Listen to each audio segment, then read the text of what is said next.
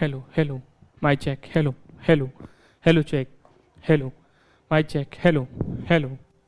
My check, hello, hello. 1, 2, 3, hello. My check, hello.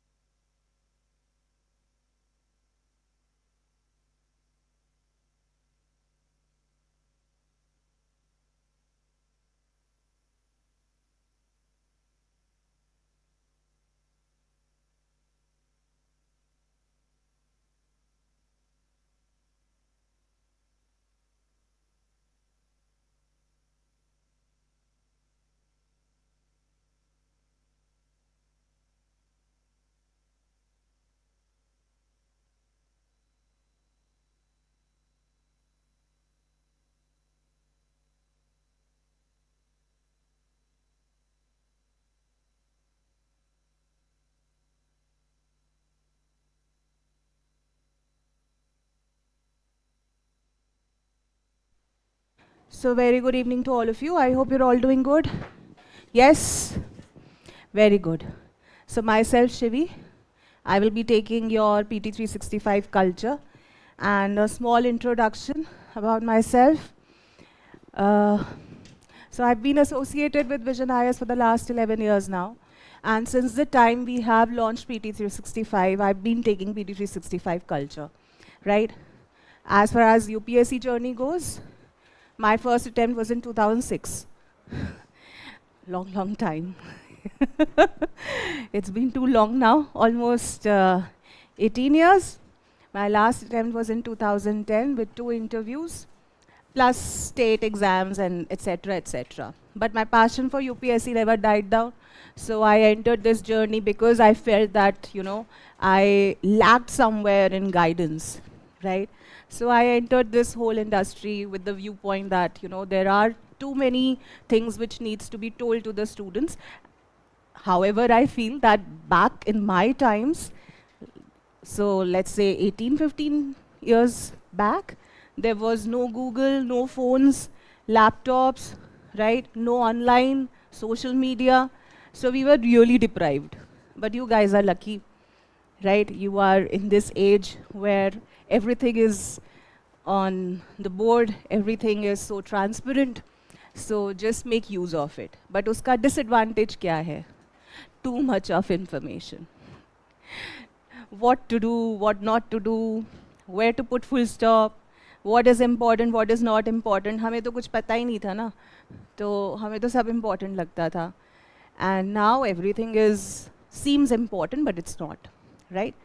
So let's start with the understanding as to how you need to be very precise in your preparation with respect to prelims specifically. I will be talking about culture, right? So in the last 10 years, there have been 170 questions in history overall, right?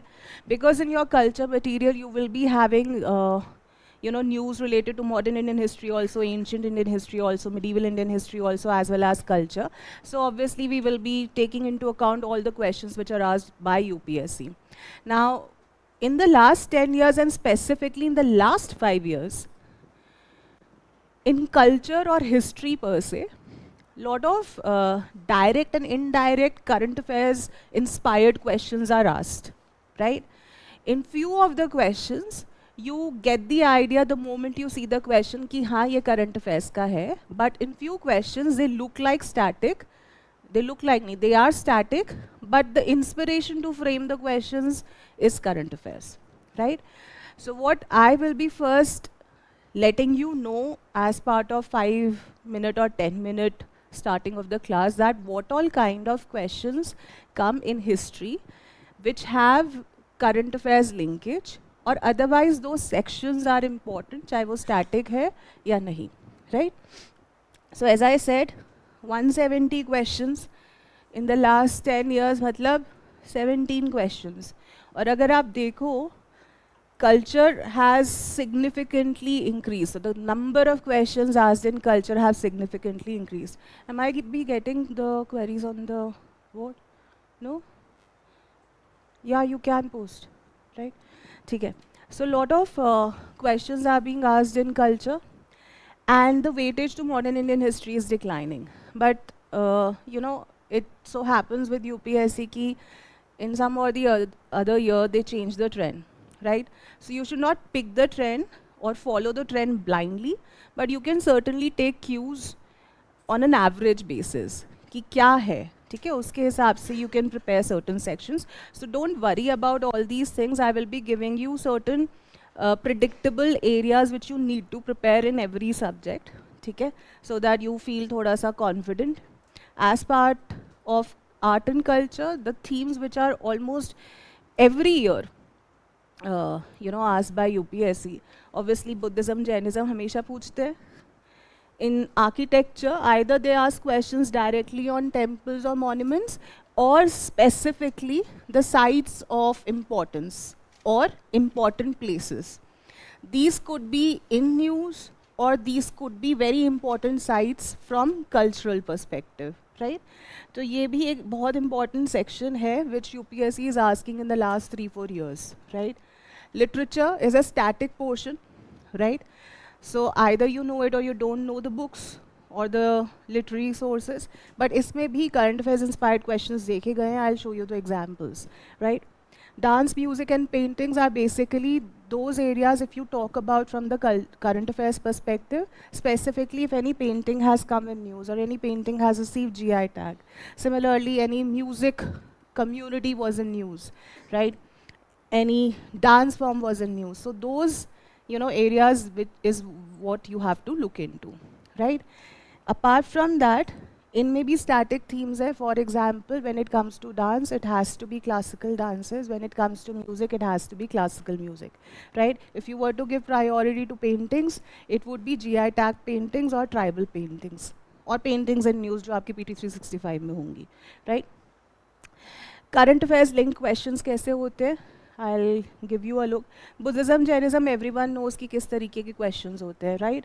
But to give you the framework as to what kind of questions you need to prepare in Buddhism, Jainism.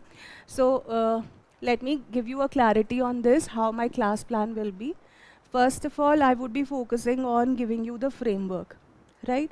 Framework, why it is important from prelims perspective also, because it will set your boundaries कि आपको क्या पढ़ना है, कितना पढ़ना है, and in which length and breadth you have to cover that topic, which is very important because otherwise there is so much of information flooded. If you practice mocks, you go here and there, right? So you need to be having a defined boundary. Next thing, तो एक तो framework होगा हर topic का. Second thing, the most important things which you cannot forget in that topic, I would make sure that I am pinpointing specifically those things, right? Certain things which are there in the content, which can be ignored, will be specifically told to you. Last and not the least, I will be giving you my handwritten notes of PT 365 culture, right? So if there are, let's say, 67, 70 pages, I would try to give it to you in 10 pages, right? So that what is important you can revise after your classes have finished, right? Okay. So that is how my lecture plan would be. Along with the class, I would also be showing you certain questions to practice on the topics which we will be covering. Next thing, any topic which has already been asked by UPSC and deserves a special attention, again, those things would be communicated to you, right? So सबसे पहले, the most important topic, Buddhism and Jainism. So because this is the first part of your PT 365 series in culture, obviously there will be updated versions as well, जहाँ पर कहीं ना कहीं पर there would be some or the other topic of Buddhism or Jainism covered, right? So as and when topics would be there in the magazine, I would be covering them holistically as well, right? So for the time being, what exactly is important from prelims point of view in Buddhism and Jainism, right? सबसे पहले, the philosophies of Buddhism and Jainism, right? Next, architecture and sites of importance, right? Next, Buddhist or Jain art. Here you have paintings,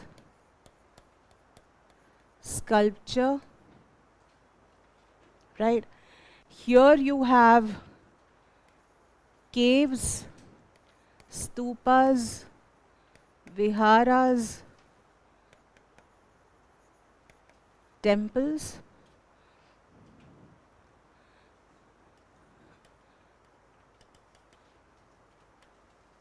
Literature, Buddhist and Jain texts, right? Next thing which you need to know in Buddhism and Jainism is, although in these 10 years there has not been a single question on Buddhist and Jain councils, but in these Buddhist and Jain councils, very important landmark divisions have happened in the Buddhism fold or in the Jain fold, or various important texts have been laid down. So culturally, they do hold a very important place in shaping the course of Buddhism and Jainism in due course of the time, right? Question आया नहीं है in the last 10 years, but it's very important, right? Next thing, bas. Now, when you do philosophy, key importance is given to personalities nowadays. जैसे Buddhist scholars, Jain scholars or teachers, right? Any traveler mentioned in the philosophy, you know, personalities. एक तो होता है what is philosophy, what is Hinian philosophy, what is Mahayana, what are the schools, sub-schools, what are the different sects. ये तो है ही है philosophy का part, but personalities again is what UPSC is focusing, right?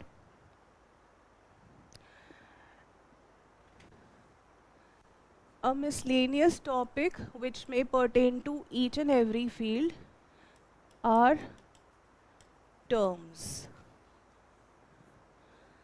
Specifically, they asked term-related question from philosophy. They have asked questions on sects also vis-a-vis the terms, right? तो term related questions आते हैं, statement based questions आते हैं, revolving all these areas in Buddhism and Jainism. Are we clear on this? Right? Shall I go to the slide? Okay.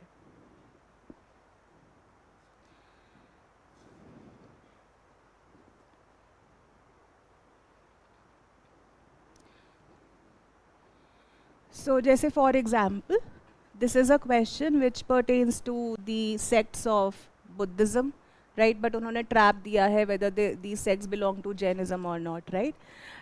Then this is again a philosophy-based question. Mahayana Buddhism क्या होता है? Then there is again a question on Sthaviravadins, Lokattarvadin. देखो अगर पहले उन्होंने ये पूछा हुआ है sect-related question, again they have asked sect-related or philosophical question. Similarly, they do ask philosophical questions here, right? Another type of question is again philosophy. Buddhist philosophy क्या है? या Jain philosophy क्या है? These are term related questions या personality again driven by philosophy की who's Avalokiteshvar, what is the meaning of Maitreya, whom do we call Padmapani as, what is his important role or character, right? So again these are some kinds of question. Paintings, Padmapani paintings कहाँ मिलती हैं? ठीक है? Paramitas क्या होते हैं? Term related question. Again these are term related questions. है ना? These are text related questions, Jain texts. These are again personality based questions, जैसे मैं बोल रही थी कि scholar based questions पूछ रहा है UPSC, right? Now coming to current affairs related questions in Buddhism and Jainism, there was this question asked in the last 10 years with reference to the religious practices in India, the Sthanakvasi sect belongs to. I would like to draw your attention here to specifically this question and line of thought also. क्या होता है? Usually what happens is that, whenever we see a term related question or any question which comes from an important topic, we start doing those things randomly without blinking an eye. Meaning कि अगर Sthanakvasi sect पे question आया है, what we will do is we will try to learn each and every sect of Buddhism and Jainism. So that's not what UPSC is intending to do, right? तो इसके लिए हमें पहले ये जानना है why this question, right? Because there are so many sects. Why will they demand from you that you should be knowing all the sects of Buddhism and Jainism? No, they are not expecting anything like that, right? तो Sthanakvasi sect इसलिए पूछा था because it was in news that preceding year. ठीक है? So there was this global peace mantra which the Sthanakvasi sect were chanting, right, for global peace. तो इसलिए they came in news, right? तो they are related to Jain sect. So that's how question got or was asked by UPSC paper setter. तो अगर anything which has to do with current affairs is what such random themes would look like from Buddhism and Jainism. ठीक है? तो इसका मतलब ये बिल्कुल नहीं है that you will do all the sects. इसीलिए I am telling you that current affairs का रोल बढ़ रहा है, right? Now questions on architecture, temples, monuments कैसे दिखते हैं? Suppose this question, which of the following are famous for sun temples? Now again, this question or this line of thought is not to be linked with the perspective that you are ought to remember each and every sun temple in India. Again, this question demands from you commonsensical knowledge. Omkareshwar hai, so it has to do with worship of Lord Shiva because of the word Om, right? So it has nothing to do with sun temple. ठीक है, तो इस तरीके के questions आते हैं, तो अगर आप 3 एलिमिनेट करते हो, you get the answer, right? But yes, you do have important, very important sun temples which can be done by looking at this theme, right? फिर questions like these which connect culture and geography या culture and physiography, बहुत emerging theme है, UPSC पूछ रहा है ऐसे सवाल भी। अभी महाकुंभ हो रहा है, तो role of rivers and important temples or cultural places will again come in news, right? बहुत important area है which you can prepare. Omkareshwar, Satmala Hills, Pushkar, Mahadev Hills, Sri Shailam, Nallamala Hills. So Pushkar is where? Rajasthan में Mahadev hills है। अरावलीज तो सुना है, Mahadev hills नहीं है, है ना? तो अगेन देखो 3 हटाते ही आंसर आ रहा है, ठीक है? तो क्या सेंट्रल इंडिया में है, ठीक है? और महादेव हिल्स ऐसा नहीं है they have asked only once, they have asked 5 times in the last 20 years. तो there is a pattern, recurring pattern in asking or setting traps, right? Sometimes when they have used Mahadev Hills, there is a tendency among the paper setter to use Mahadev Hills in wherever there is a possibility to include a trap on hills, whether it is culture, question, geography or environment. वो उनके ऊपर depend करता है, but ऐसा करता है UPSC, right? See this question again, famous pilgrimage sites or cultural places and physiography, है ना? नासिक कहाँ है? Malwa, central India, 4 eliminate, 4 eliminate, ठीक है? बट सॉल्व करने वाला टेंडेंसी नहीं होना चाहिए, इंफॉर्मेशन भी लेना है that how questions are asked, right? So when you will be doing the famous places or pilgrimage sites, you have to pay importance to physiography. अब अगर आपके PT 365 में there are places given, right? You have to give importance to where does it lie, in which physiographic division, around which river, around which lake, क्योंकि question आएंगे ऐसे और आपने learn किया होगा in a conventional manner. So in prelims, the more strategic you are in terms of how questions are asked, more pinpointed preparation can be done. ठीक है? Always follow this. फिर architectural features कैसे दिखते हैं? एक feature पूछ लेंगे और पूछ लेंगे that it belongs to which architectural feature of which dynasty. ठीक है? This is a static question, but current affairs inspired भी questions आ सकते हैं. Let's say if any temple is in news, right? So they can ask any architectural feature belonging to that temple style, and there can be questions on those lines as well. ठीक है? Current affairs inspired question कैसे लगते हैं? So this was a question asked last year, 2023 में I think. With reference to ancient India, consider the following statements. The concept of stup is Buddhist in origin. Stup was generally a repository of relics. Stup was a votive and commemorative structure in Buddhist tradition. कहीं से नहीं लग रहा ना current affairs है.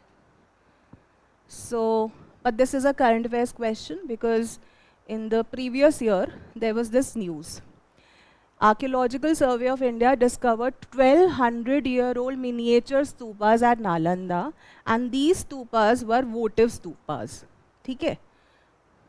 ये किस तरीके के stupas थे? Votive stupas थे, right? ठीक है?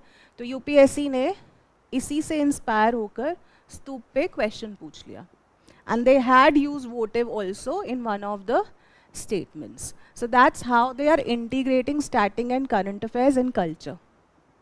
ठीक है? Temple related question, current affairs है ये. क्यों करंट अफेयर्स है?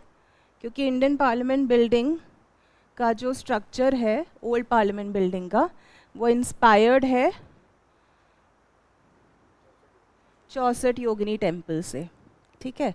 So again when this was being done, this temple was used in the newspaper articles, right? So that's how again static and current affairs are linked. देखकर नहीं लग रहा है, but ये इंडियन पार्लियामेंट बिल्डिंग वाला statement hint दे रहा है, right? ठीक है? I hope if I'm using little bit Hindi, it is not disturbing those who cannot understand Hindi, because I am translating also in English certain sentences. आजकल ना बहुत fashion में हो गया है इंग्लिश में पढ़ाना. मतलब fashion in the sense that you relate more, not to do with anything else. So that's how news come in culture section and questions are framed. ठीक है? Questions are not framed, mind you, from the newspaper directly. Questions are framed from traditional static information, right? But news आपको inspire करनी चाहिए. You should be inspired from the news to predict what kind of questions can be asked in culture or history. ठीक है? Similarly, again, current affairs linked question, how do they look like? Specifically, if Prime Minister or our Honorable President has visited any temple of importance or monument of importance or any pilgrimage site, right, or having inaugurated anything, those sites or places become very important, right? So there is a question.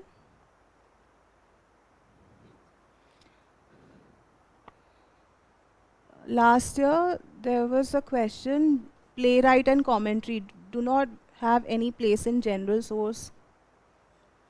Okay, fine. So I'll answer your question.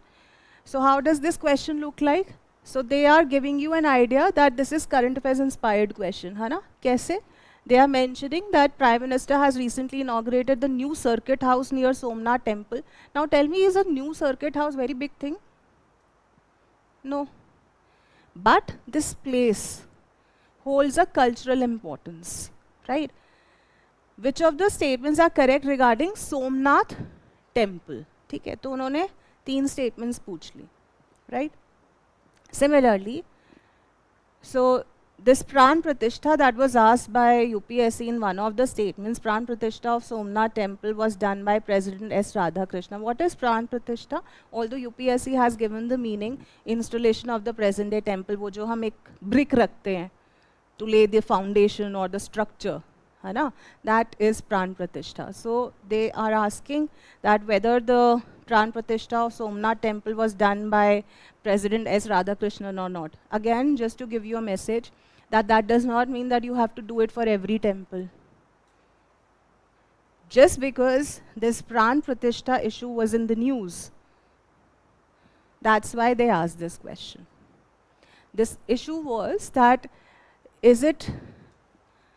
can this action of laying the stone or Pran Pratishtha be considered secular act if it is done by any public dignitary, right? So this was the whole issue that was made, that we are a secular country, but the presidents or PM have been doing Pran Pratishtha of temples. Is it fair? Is it justified? So that controversy or that issue was being raised. That's why this point was asked. So what I again want to bring in here is, sometimes issues, we think that they would be covered in mains. But ऐसा नहीं है. Issues or controversy or any critical analysis of any action done in India can be made in objective form like this also. This is just an example of culture. I have seen questions coming out of issues in polity, economics, environment, technology, in every subject. ठीक है? तो बिल्कुल ऐसे मत सोचना that this is mains and this is prelims. Now UPSC is just cutting the barrier between prelims and mains. Right? ठीक है? Another type of questions with respect to important places, famous places and present day state. ये भी एक type of question होता है. Sometimes these places could be in news, sometimes they could be in news, and then there would be static themes. So again, such type of questions become important. Again, देखो site and what are they famous for. ठीक है? Again, they are asking current affairs and mixing it with static. The world's second tallest statue in sitting pose of Ramanuja was inaugurated by the Prime Minister of India at Hyderabad recently. Which one of the following statements correctly represents the teachings of Ramanuja? So that means they are asking that what is the essence or philosophy of Ramanuja, right? So इसी basis पे we will be understanding culture and history from PT 365 booklet. I will be giving you certain important basic static understanding so that you get a go ahead and you can refine further information on it, right? Don't worry, I will also be telling you the sources wherever possible to cover those aspects, the most minimum sources, ठीक है? Because I know ज़्यादा अच्छा लगता नहीं है आपको history और culture, but मैं अच्छा feel करवा दूँगी आपको, right? So don't worry about that. Again, chronology type of questions are also asked, although it has nothing to do with current affairs, but I'm just giving you a perspective as to how you need to prepare. Chronology current affairs से link हो सकती है if any structure, monument or place is in news. So that means the timeline or when were they built is equally important, right? Certain questions are directly asked from NCERT. So NCERTs have to be done because I know you will be asking for the sources. और आप मेरे से पूछोगे, ma'am, do we need to do this guide, this book, that book? So my answer would be that UPSC paper setters are setting papers for all the general candidates who are there in India. Those who do not have access to, let's say, Delhi, they are not so familiar with the guidebooks, right? They have always relied on the static conventional books, and that is your NCERT. So NCERT to you cannot skip. Other than that, again, as I'm telling you out of experience, I'm saying that in the last 30-40 years, अगर आप मेरे से पूछोगे questions कहाँ से आ रहे हैं, questions बहुत ही स्टैटिक और कन्वेंशनल बुक से आ रहे हैं, ठीक है? There is no second thought और perspective on this, so always rely on conventional and authentic books because paper setters won't read anything which is there in the market. They would be using their old books which they've been using to frame questions all these years, right? तो वो ही करनी है is what I would suggest.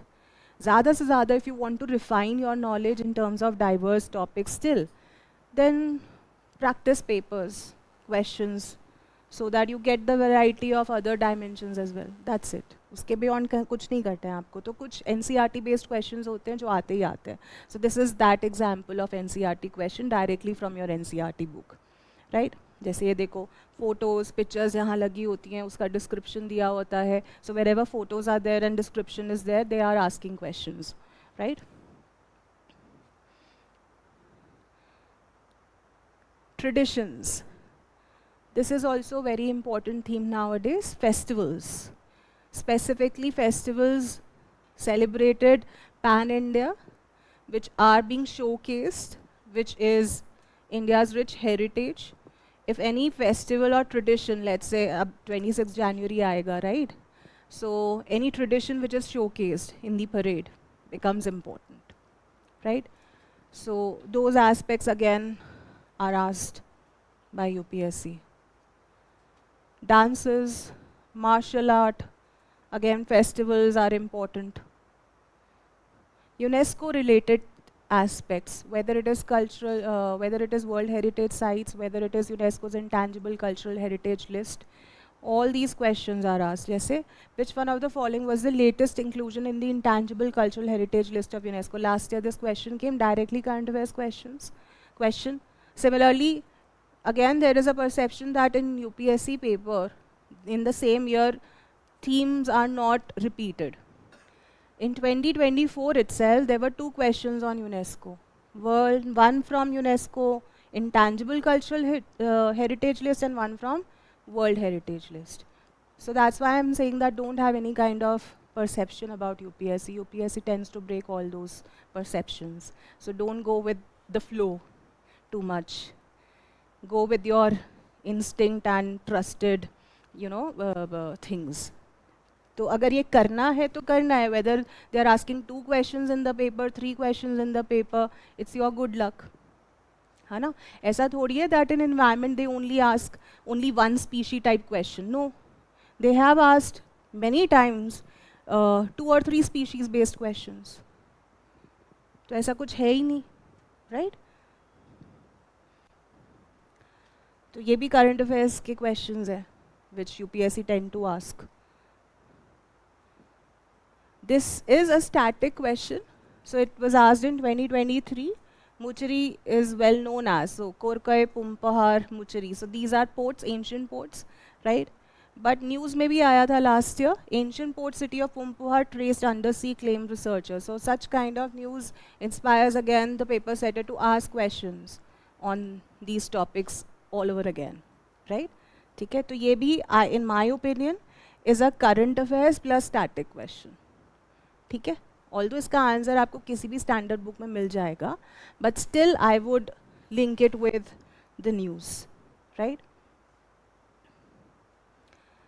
GI tags or our handicraft, any handicraft being gifted or presented by the Prime Minister to any foreign dignitary or being worn as a dress if he or she visits the state becomes important. ठीक है, तो आपको ऐसा तो नहीं लग रहा है मैं ये बोल रही हूँ एवरीथिंग इज इम्पॉर्टेंट? हाँ, it's looking like as if I'm repeating all the time that this is important and everything is becoming important. No, ये करना है. First preference, Buddhism and Jainism. So if you are asking what is important, every year there is a question. ठीक है, अब मेरा गला मत दबा देना if there is no question this year, right? UNESCO Intangible Cultural Heritage List, UNESCO World Heritage Sites, dances and festivals, first priority is to be given to those things which are covered in PT 365. And uske baad you can do the traditional aspects like classical dances, classical music, right? Tribes and their regions. Specific importance would be given first to the tribes in news, then to PVTGs, right? Any contribution the tribes have done with respect to environment or culture, that again inspires the examiner to ask those tribes, right? Architecture, ठीक है, अब मैंने literature नहीं लिखा है. So there is a question asked by the student that ma'am, how are we able to prepare or how can we prepare questions on playwrights and commentaries written from the literature aspect? So see, look, literature is a static portion. उसमें कुछ आपको कोई समझा नहीं सकता है. You have to rote learn what is the theme, who has written it, what is it all about, है ना? So I would suggest that if you were to again give importance to literature or text, तो उसको ना exam से एक हफ्ते पहले करो, rather than spending the whole year or 2 months on it to prepare one question. Does not make sense to me, to at least. ठीक है, तो such factual portions you can cover just 1 week before the examination. Any literature or textbook covered in PT 365 or current affairs, first priority is to be given to that area. And secondly, if you were to prepare literature, certain dynasties or phases are always important. So first I'm telling you which dynasties and which personalities are important. ठीक है, तो Buddhism and Jainism I'm taking it for a given कि आप उसका करोगे. Besides Buddhism and Jainism, specifically literature written during Mauryan times specifically, जैसे आप समझते हो कि कोई any text written in modern times, Indica, Megasthenes, any foreign account written, है ना, foreign traveller has revealed how modern administration और society was, right? So that becomes important, right? Guptas very very important from literature और culture point of view, ठीक है? अगर हम personalities की बात करें,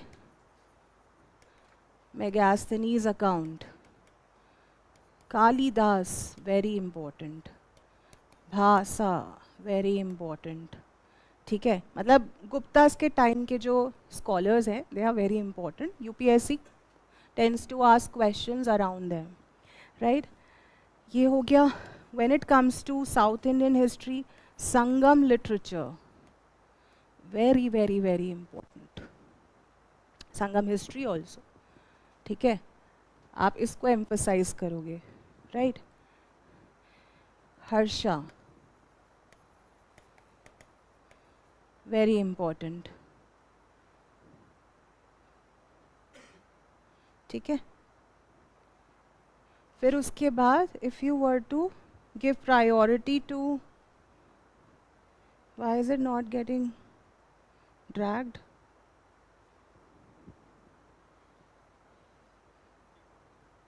Where is move?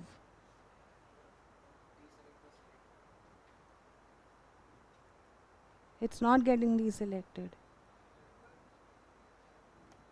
प्रॉब्लम है ना? हाँ, मैं तो बोल ही रही हूँ प्रॉब्लम है. मिडीवल टाइम्स में, can you call someone? Medieval times में it's Vijayanagar, very important. Bhakti literature, very important. Sufi literature, very important. Persian literature, specifically with respect to accounts or given during Mughal times, ठीक है? ये important है. बस इतना भी कर लोगे apart from Buddhist and Jain, काफ़ी है. क्या नाम अजीब है? अच्छा अच्छा अच्छा, okay. This is also a very important question which bothers you every time. Every class I meet you all से कि मैम याद नहीं होता है. How to remember and recall. UPSC is so vast, right? Tell me that when you were born, when you started to speak or started to try to speak, है ना? So how did your mothers and parents force you to learn things? On everyday basis, you were forced to recall or recollect. चलो कोई भी guest आता था, आपको खड़ा कर देते थे, चलो सुनाओ ABCD, A for apple, B for boy, C for cat, right? Every day, right? So anything which you do every day. One second. ये कैसे होगा मूव? हाँ, कहाँ है? नहीं, if I have, अगर मेरे को इसको ऊपर करना है, छोटा करके करना है. Okay okay, 2 fingers, right? 1 finger very bad. Yes. Yes or no? So you were made to stand in front of every guest and forced to speak ABCD, counting 1 to 10, tables. Yes? That is how you learn every day. ABCD जब first time याद की होगी वो मुश्किल लगी होगी ना? That was also new to you. Yes or no? So if you say something or speak something or see something on daily basis, whether it is difficult or Russian or Ukrainian or Chinese, any language, if you read on daily basis, you will get familiar. Why people are able to speak and learn so many languages? Isn't it very different for everyone and new to everyone? Yes. So it's just your mental block. Paper clear करना है ना, संगम पढ़ना पड़ेगा, Buddhism Jainism करना पड़ेगा, right? Because these are the cliched themes which you have to do. ठीक है? So this is clear with respect to literature.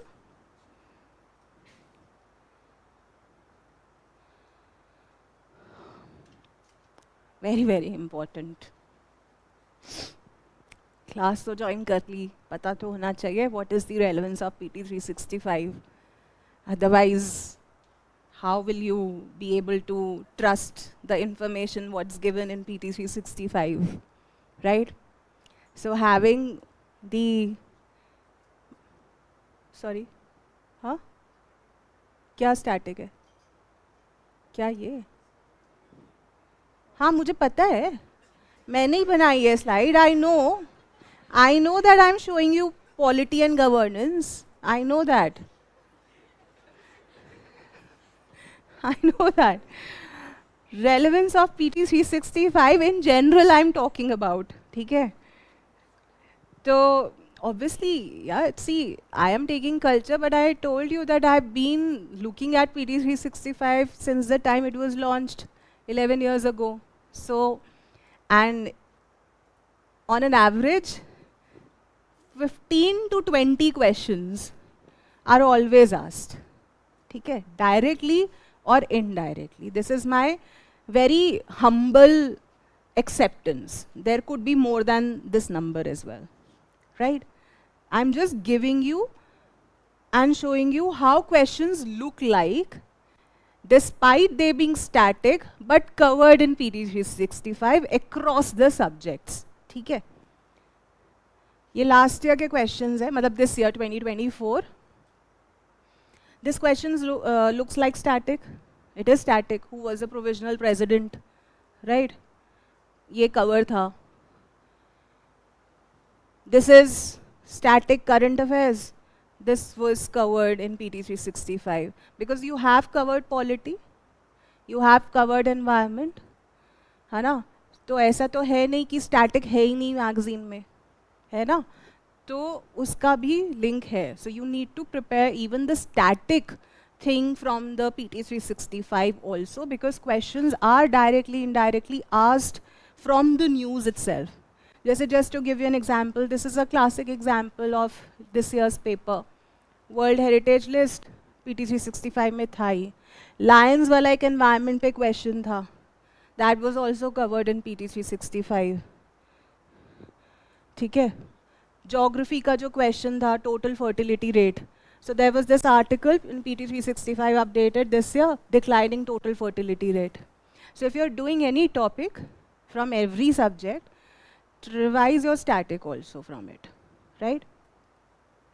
Similarly, स्तूप वाला question तो मैंने आपको दिखाई दिया है ना? This was also covered in PT 365, mind you. News भी दिखाई थी मैंने आपको for this question, and this question was covered in PT 365 this year, right? ये question, which is एकदम medieval वाला. How many of the above dynasties established their kingdoms in early 8th century AD?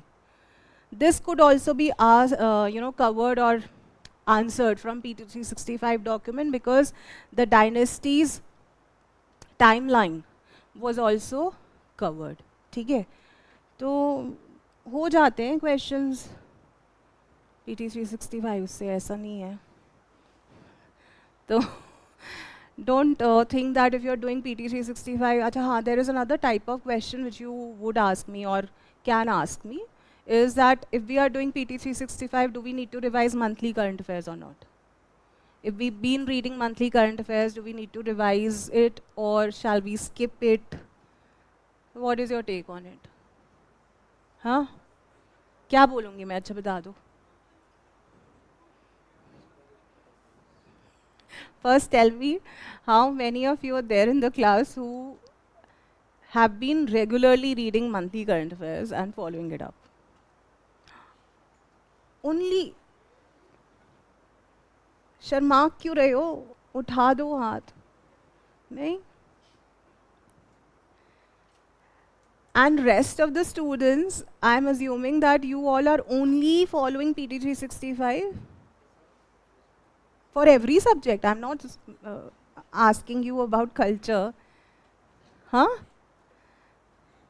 बस PT 365 करनी है. Okay. All the best. All the very best. So if you ask me, yes, you can rely on PT 365. Those who have never touched monthly can only do PT 365, right? Now I'm telling you the utility of PT 365. I'm the objective behind monthly current affairs, right? So monthly current affairs does have articles from mains perspective as well, lot of content which can be quoted or written in mains answers like challenges, issues, example. वहाँ से prelims के questions नहीं आते हैं, right? तो you can skip. कोई फ़ायदा नहीं होगा, हो सकता है वो न्यूज़ के लिए आप इतनी सारी फिर से 12 months की करो, which makes no sense. So I feel that you can go ahead with PT 365. But if someone feels that they have religiously covered monthly and they can religiously cover PT 365 also. So if someone has done that, they must have also highlighted certain content in monthly magazine.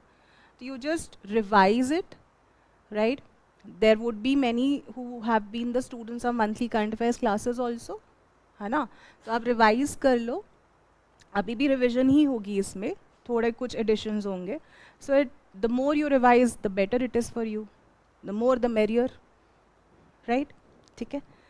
Any question before I tell you the sources? कोई doubt? Anything which you would like to share? Your concerns with this subject? Any specific issues? Reference material, वो तो बताऊंगी. याद कैसे करना है? Rose. You know, when the toppers get selected, what do they say? Revisions, multiple revisions. They don't have 2 heads or 10 heads or 4 hands or 5 hands, right? They are also very normal human beings, not AI. So when they can do it, why can't you? The key to be very accurate in prelims or any answer, whether it is mains or in the interview, is your clarity or precision. वो कब आता है? When you have revised it multiple times. So that's the key. ठीक है? Nothing more, nothing less than that to clear this examination. आप लोग बहुत boring से लग रहे हो मुझे. डरे हुए हो कि प्रीलिम्स आ रहा है, क्या है? पढ़े नहीं हो तो वो तो पढ़ लोगे ना क्लास में. वो इसीलिए आए हो ना, तो वो तो पढ़ने के लिए आए हो. उसके अलावा तो कोई टेंशन नहीं है.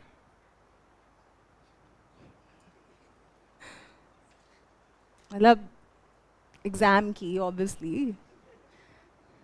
हाँ, एग्ज़ाम की टेंशन है नहीं है? How many of you have the experience of writing prelims? Okay, so you have experience, right? What are the major problems you face while preparing for prelims? Is it sources? So you have given the exam, right? तो कैसा लगता है paper? एकदम अनदेखा सा लगता है, अजनबी सा.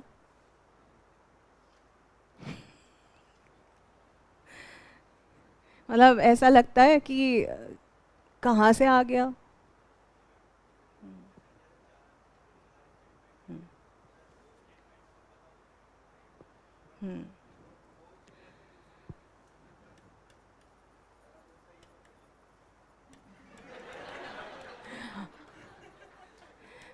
Come again. So you are saying that in most of the questions you are confused between 2 options, right? और क्या बोला जिस पे सब हंसे? हाँ.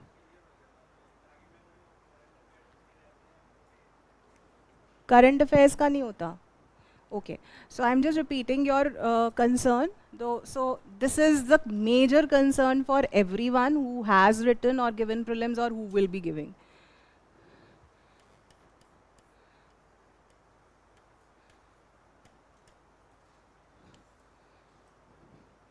Confusion. You are confused. कुछ देखा देखा सा लगता है, familiar लगता है, याद ही नहीं आ रहा है ना? Solution.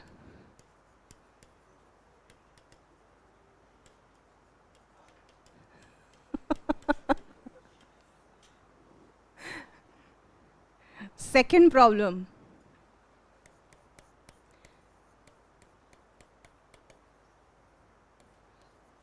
Two options. Problem, big problem. Two options. We know that answer is one of the option.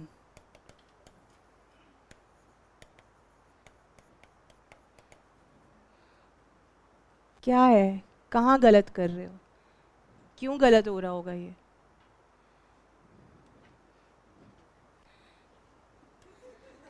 Revision plus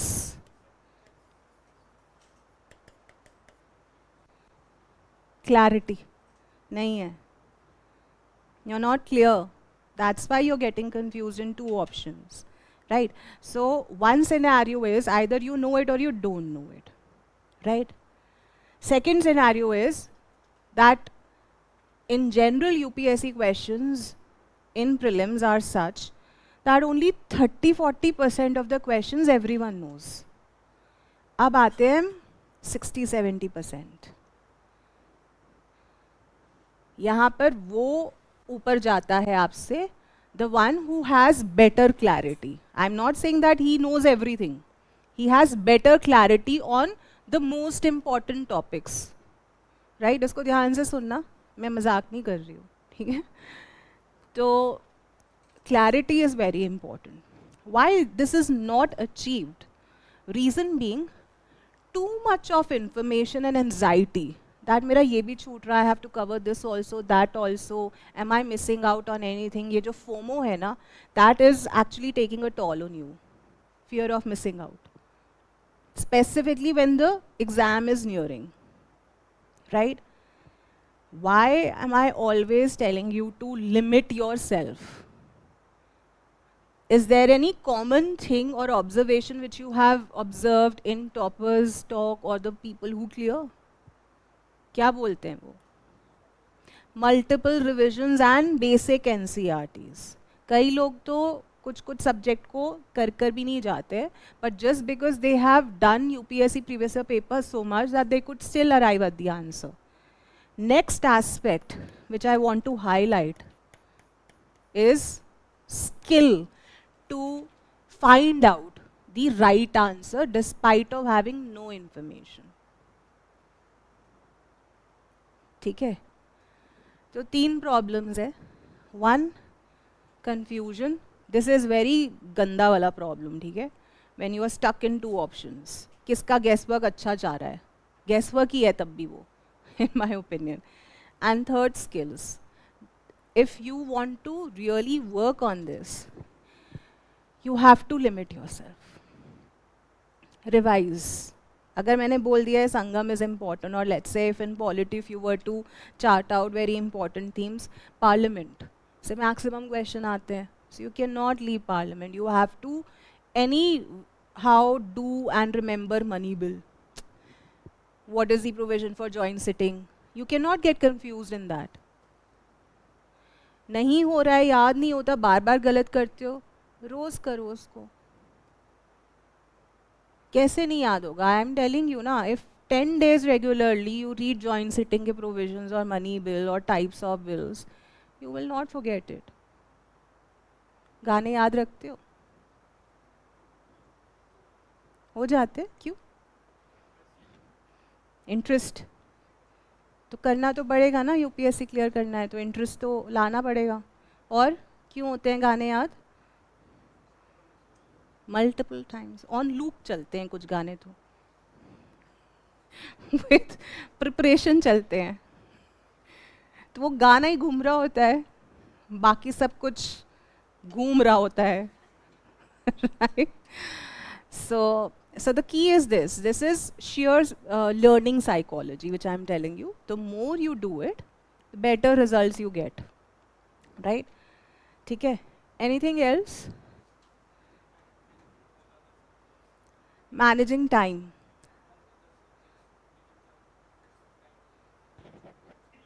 Okay, so his question is again valid, that how to give time to the subjects as the preparation or prelims is coming soon or early or gearing up, है ना?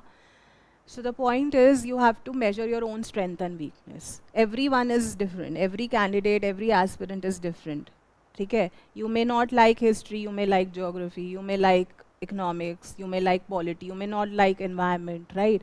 So the subjects which you like the most, interest. बोला ना interest से भी चल रही हैं चीज़ें, ऐसा नहीं है, interest driven भी हैं. So the subjects in which you are more interested or you think that I can prepare it better, you need to target accuracy and precision and clarity in those subjects. भाई उसी में ही clarity ला पाओगे ना जिसमें interest है, right? So target those. So obviously you will give more time to your strength areas or your subjects of preference, right? Next thing, as I told you, this examination is more about variety than your favorites, right? तो areas of interest को थोड़ा बढ़ाना पड़ेगा, because whether it is prelims or mains or interview, you will be given questions on different areas, right? And being an administrator, you cannot be blind-eyed to any single subject, right? जैसे ऐसे नहीं हो सकता कि आपको geography बिल्कुल ही ना पता हो या समझ में ही ना आए, economics ना आए, ऐसे नहीं हो सकता, right? So there has to be certain essentials which you need to cover. So there is a question now, unable to read newspaper these days, so is it needed now?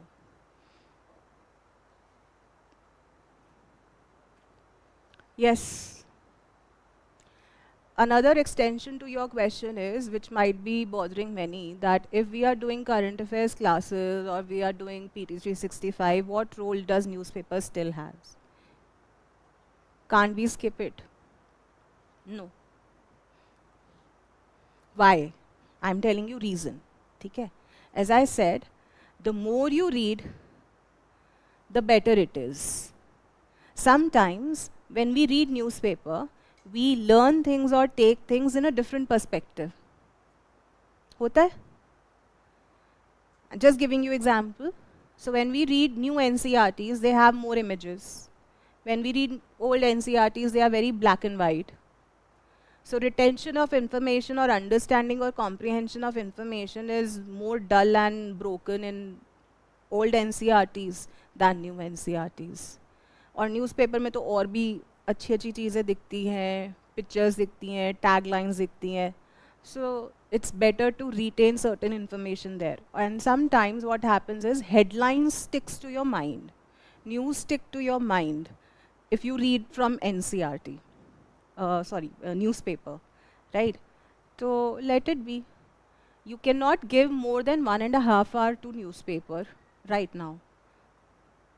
Only editorials you do. Rest will be taken care by PT365 or current affairs otherwise. है ना? Editorials कर लो सिर्फ. If that's taking too long, newspaper reading, you can not skip editorials, because ultimately if you clear your prelims, you have to give mains. So you can't be not reading newspaper, right? ठीक है, हो गया ज्ञान? Shall we start? Okay, sources, yes.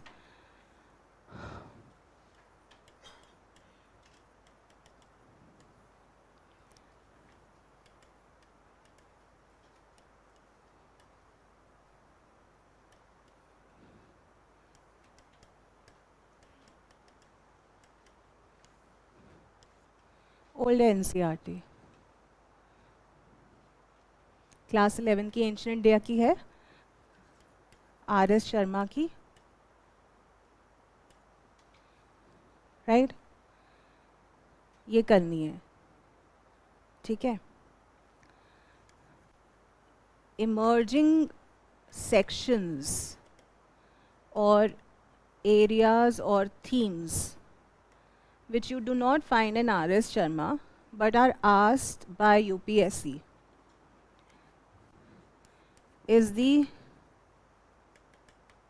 transitional period between ancient and medieval.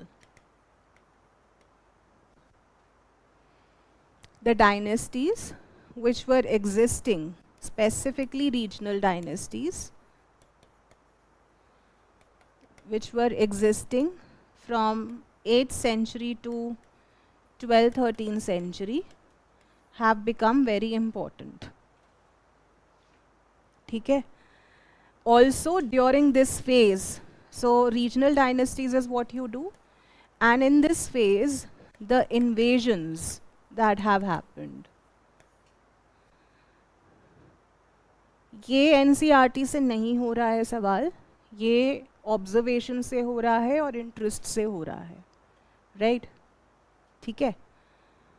Apart from this, to cover any section or any subject, test series questions or mock questions is what you have to practice on the cliched themes.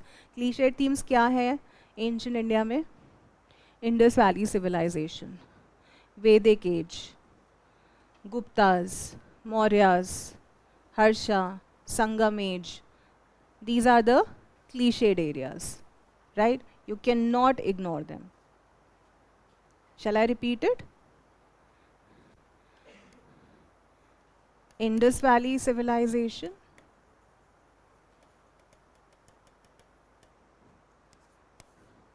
Vedic Age, Mauryas. These days they are focusing on post-Mauryan dynasties also. Again, थोड़ी regional history ज़्यादा पूछ रहे हैं वो, right? Guptas, Harsha. And specifically questions are coming on these lines that when Harsha and so when Gupta declined and Harsha took over, which were the dynasties present?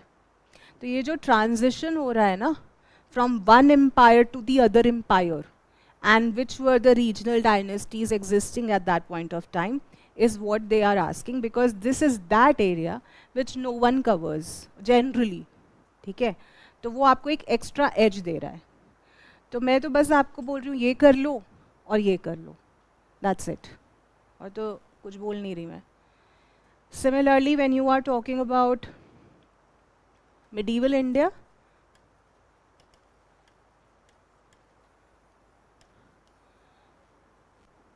first I am giving you the dynasties or sections.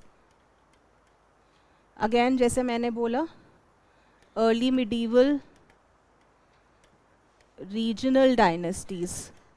ये मैं इसलिए भी बोल रही हूँ because the trend which I am seeing is that now lot more correction is done in your history textbooks with respect to Mughal history, है ना? तो अब उनका focus कहाँ चला गया है? Regional dynasties पे, ठीक है? तो वो वाली चीज़ें करनी है आपको. The invasions that have happened, ऐसा नहीं है कि दिल्ली सल्तनत और मुगल्स पे क्वेश्चन नहीं आएंगे, बिल्कुल आएंगे, because they have been part of our Indian history, right? Then bhakti and Sufi movement, इस एरिया से generally questions are difficult, right? इसको आप करोगे through different test series or questions which you practice, right? You do not get usually the every possible question ka source in NCERT, so you have to rely on test series or UPSC questions, right? Coming to source, again, medieval India, old NCERT, by Satish Chandra. सिर्फ ये dynasties भी कर लोगे और section कर लोगे, medieval is sorted, right? अच्छा, इसमें तो मैं ये भूल ही गई, विजयनगर एंड काकाटियाज ऑल्सो. उधर मैं संगम भूल गई हूँ एंशिएंट में, संगम dynasty. I did not write it on the board, but you have to include it, right? And when you do in ancient India Sangam period, it is Chola, Chera and Pandyas. But when you come to medieval age, it is imperial Cholas from Sangam age. ठीक है? Which continues. Culture बताऊँ अब? Again, those two NCERTs, Introduction to Indian Art Part 1 and Introduction to Indian Art Part 2. In an Introduction to Indian Art Part 1, you have architecture, sculpture, right? And when it comes to Part 2 book, it has only paintings. So both the books are important. In the paintings wala book, that is Introduction to Indian Art Part 2, class 12, you have literary sources also. So that becomes important. Okay. Apart from that, so when it comes to culture, NCERTs, class 11th and 12th, new NCERT.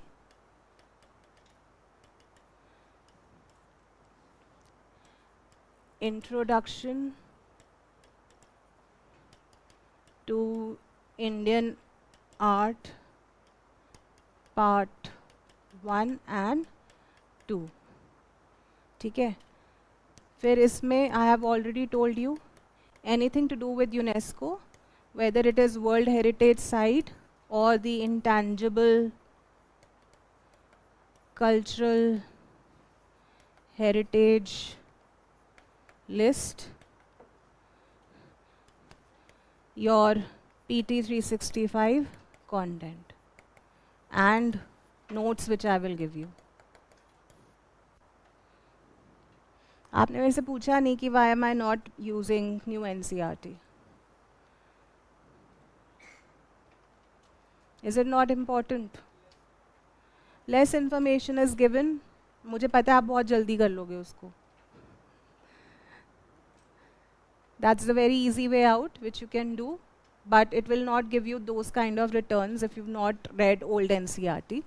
Secondly, new NCERTs, invariably many test series are including as part of their questions. So anyways, you are going to cover them through questions, right? तो छोड़ दो चाहे.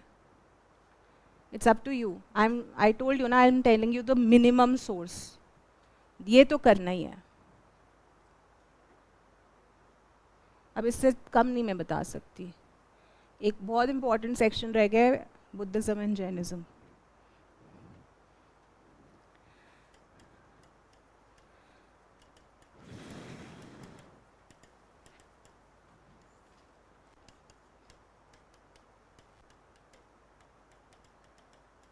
I will myself give you Buddhism, Jainism के notes. अगर topic है या नहीं है, I will still give you, right? तो वो होगा. Secondly,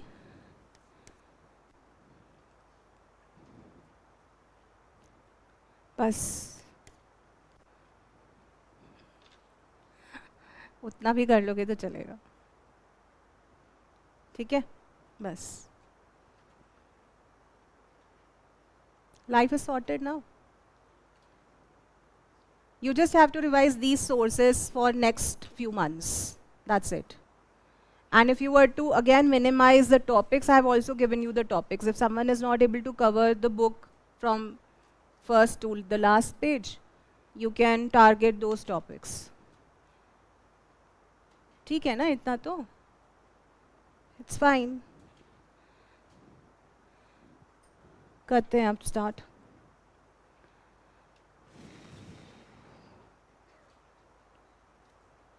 So in today's class, because this is the first class and usually very overwhelming, पहले बहुत ज़्यादा शौक नहीं देना चाहती हूँ of teaching you so much. right? So I will be only covering this. All the temples, monuments and other forms of architecture covered in your magazine, right? ये चीज़ समझ में आ जाती है, मेजर सेक्शन कवर हो जाता है, राइट? ठीक है? As I told you, along with these classes, I will give you the notes, which has already been uploaded on your portal in the form of these slides, right? My slides are usually, not usually, every time very content heavy, right? Why do I give you more information? Because of the nature of the subject. There is no logic, nothing which I can teach you. It is more about how much important facts I am making you understand in minimum possible time and manner, right? ठीक है? तो वही हम achieve करेंगे, that how through pictures, how through a different style of teaching, I can explain you history, that to culture. ठीक है? Let's start. First topic is delisting of monuments. Right? Coming to the first aspect, questions किस तरीके के आएंगे इसमें से, right? Why this is in news? This was in news because recently many monuments have been delisted, right? Who delisted? By which act or power is that body delisting? What are the agencies, bodies, ministries involved? What is getting delisted? Monuments are getting delisted from the status or tag of monument of national importance. Then that would mean we should be knowing what do you understand by monument of national importance, right? So, सबसे पहले let's come to the framework to understand how we need to go about this topic, right? This is strictly prelims, which I will be focusing.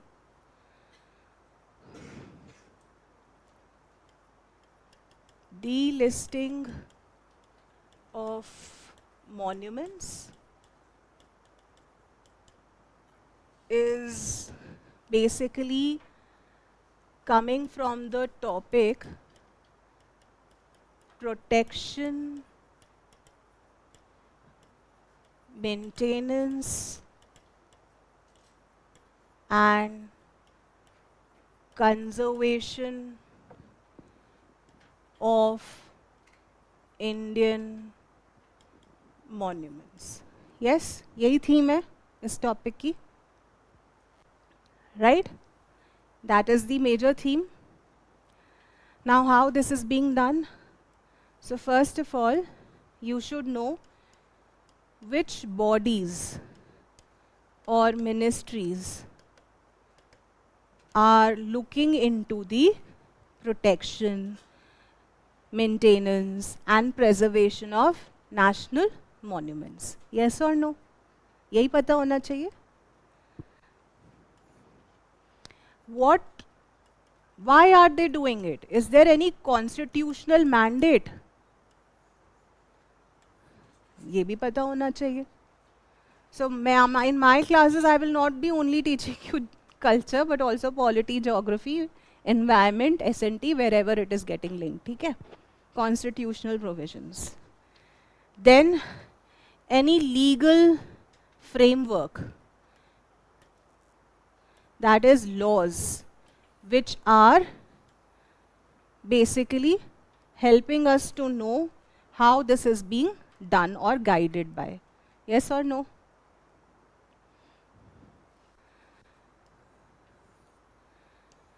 Then we should know what are the Indian steps or schemes, the most important one, which are trying to maintain, protect and conserve Indian monuments.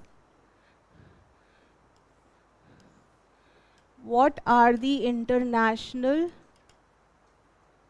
efforts, steps, organizations which are helping us to upkeep and maintain and preserve Indian monuments.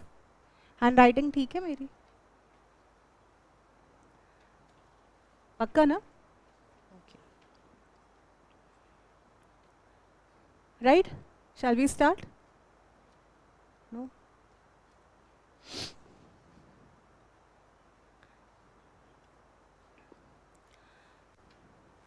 कर लेते हैं start. Bodies and ministries. What do you think? The most important ministry would be Ministry of Culture.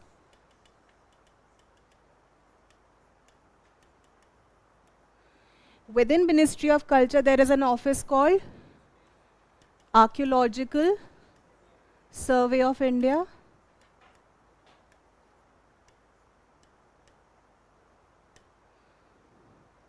कब बना था? Very good, देखकर बोल रहे हो ना? हाँ. Alexander Cunningham.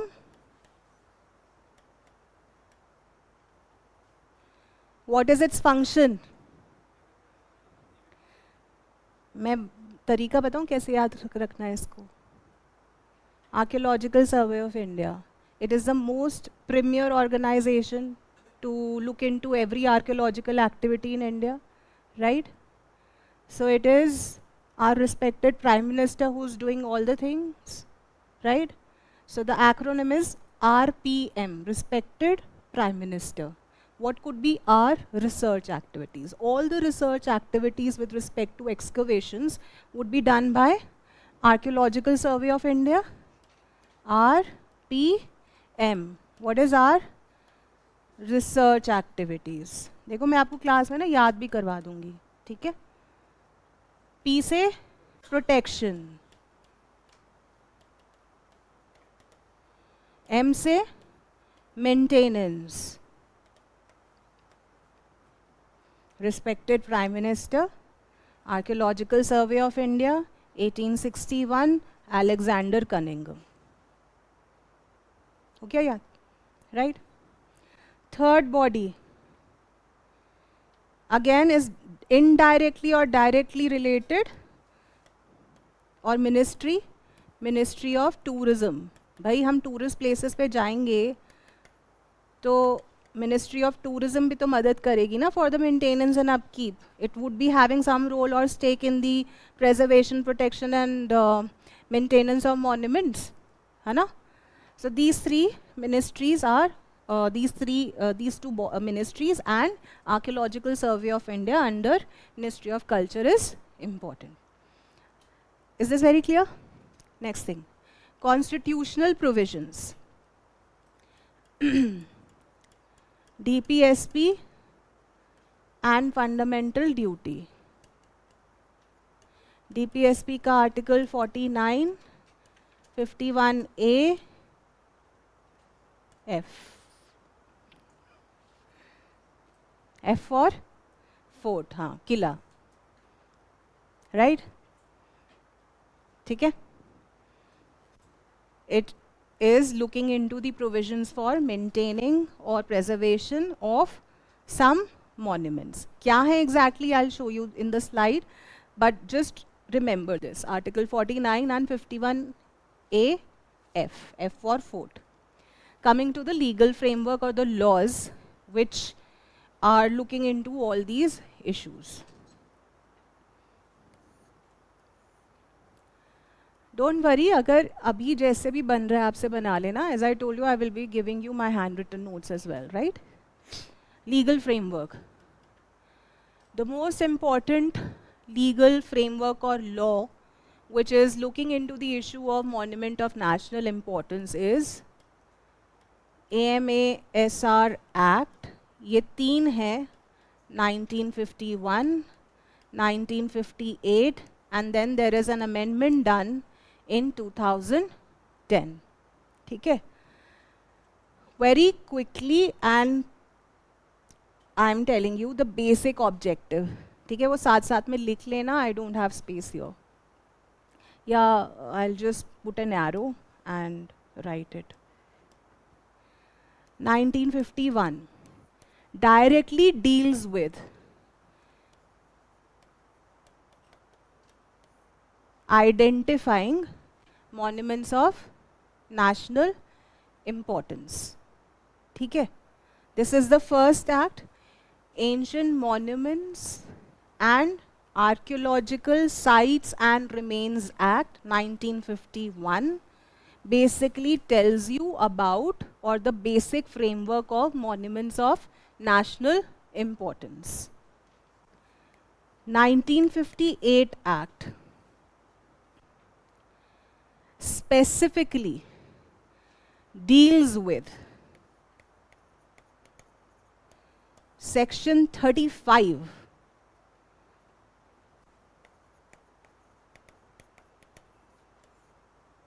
which is talking about delisting of MNIs, monuments of national importance.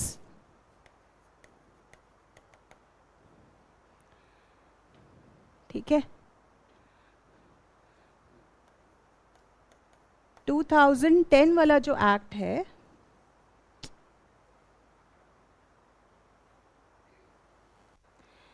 the 2010 Act basically is AMASR Amendment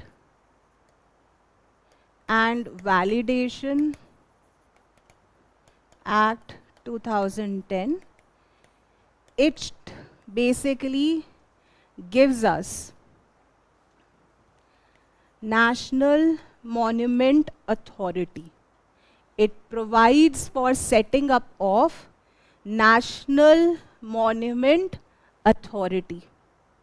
ठीक है, NMA, National Monument Authority. Second thing which it does is it also prescribes the prohibited and regulated areas. Just write down this. AMASR Act 2010 Amendment and Validation Act provides for setting up of National Monument Authority and provides the rules for prohibited areas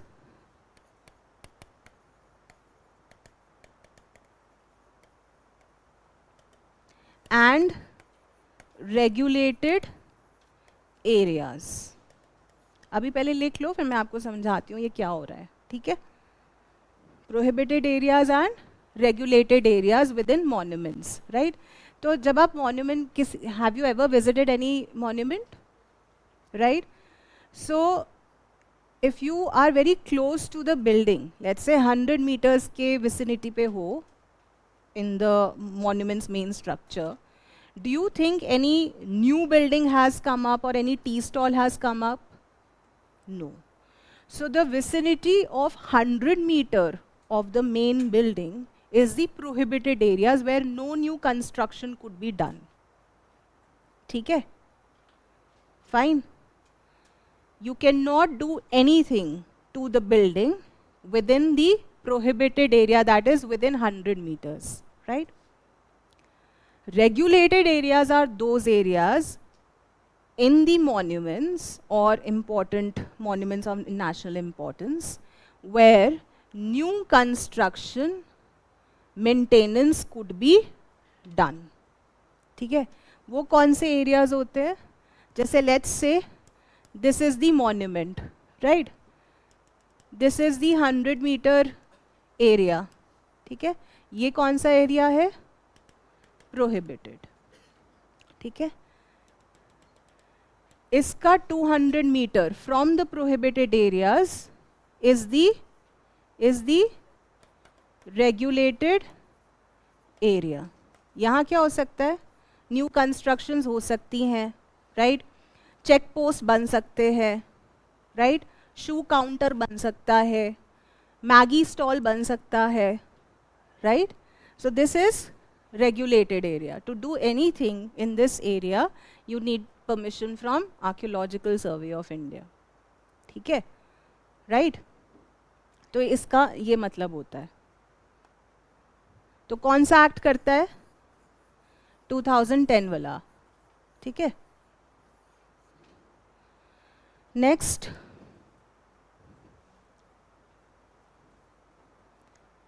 what are the Indian schemes or steps?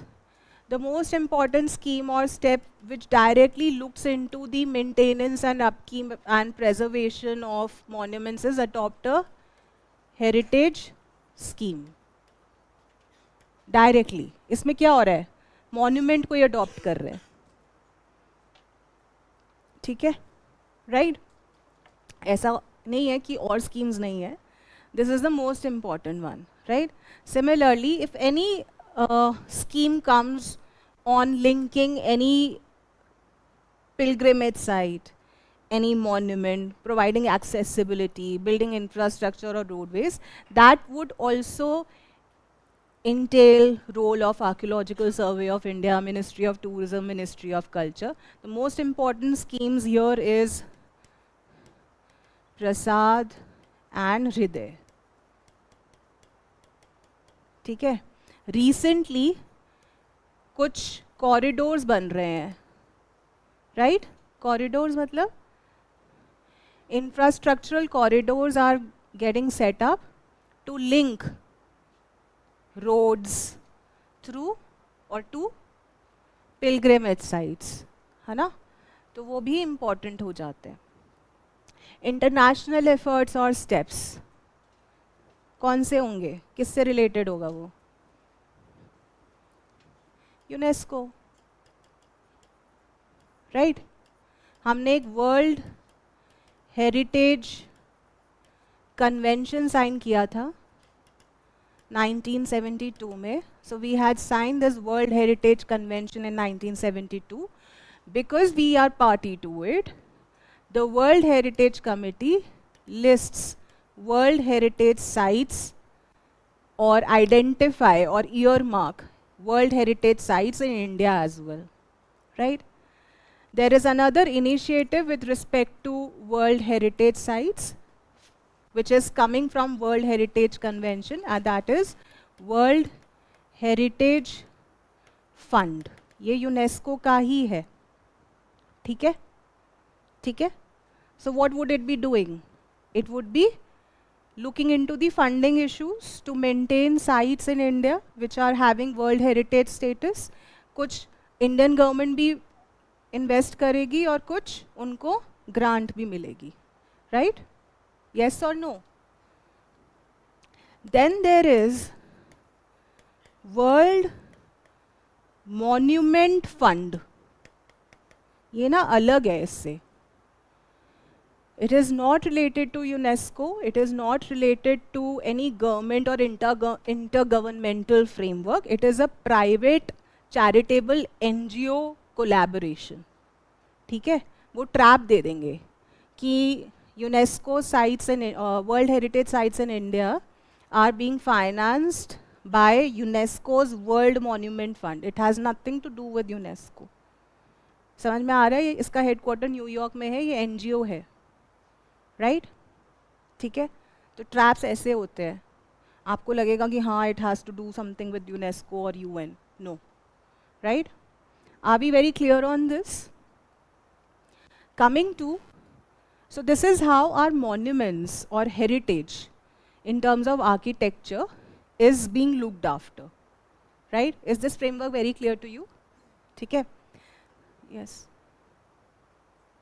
National Monument Authority का function ये है that first of all it would give advice to the Archaeological Survey of India on the finer details of the monuments, how to upkeep them, what's happening in their day-to-day functioning, right?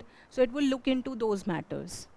All the laws made by National Monument Authority, rules made by the National Monument Authority have to be laid down in both the houses of the parliament. Very important. Rules कौन बना रहा है? Archaeological Survey of India नहीं बना रही है, National Monument Authority बना रही है. Whatever rules or policies they are coming up to upkeep or maintain or protect the monuments of national importance, those laws have to be placed before both the houses of the parliament.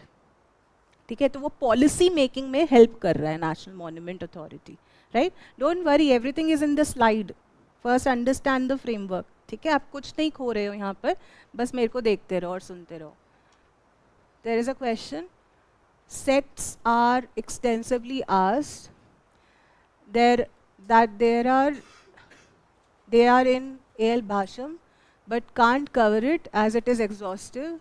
Also, Buddhism and Jainism are persistent. Can you suggest on it? Please send this. Okay. So I've told you Buddhism, Jainism ke only the notes which I am giving you. No need to do A.L. Bhasham, Upinder Singh. I am covering it for you. Don't worry. मैं cover करूँगी आपके लिए, ठीक है? So don't look at it, बस वही करना है आपको. Just be little bit more patient to give you notes on Buddhism and Jainism. I am compiling them, so don't worry about it. ये क्लियर है? Are you very clear? Structure बिल्कुल समझ में आ गया है? Okay. Now coming to the content. हाँ जी.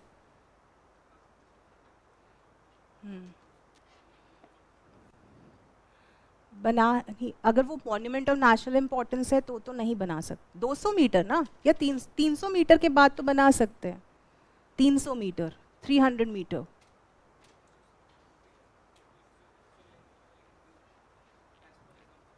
Assumption नहीं ना, यहाँ अजम्पशन पे कुछ नहीं हो रहा है. I told you from the main structure, it cannot go beyond, it can go beyond 300 meters. If it is 300 meters, then you can do anything. But if it is in the vicinity of 300 meters, that is 100 में तो no construction. And within 200 meters, there is regulation. ठीक है? Complaint हो जाएगी, ऐसा हो नहीं सकता है. ठीक है? Exit directly. हाँ. So what's happening? Basically, Archaeological Survey of India has intended to delist 18 monuments of national importance, right? वो क्यों करा है? Because they have not been able to identify their history or culture, what are their roots, so they do not have concrete information, right? So they are trying to delist some of the monuments from this list, right? Now the most important thing is, ये इस पे हम आएंगे कि कौन से monuments हो रहे हैं, मगर सबसे important चीज़ है, what are monuments of national importance? Are they defined by any objective criteria? Are there any standard basis on which we can say that this is monument of national importance and this is not a monument of national importance, right? And if it is, then where it is laid down, right?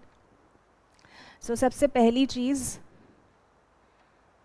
monument of national importance, the basic standards or criterias, objective standards and criterias are not laid down anywhere.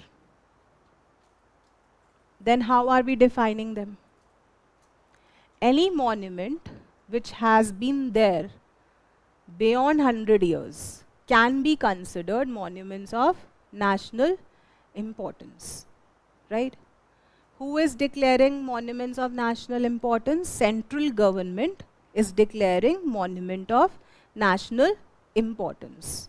By which act do they declare monuments of national importance? Through AMASR Act 1958.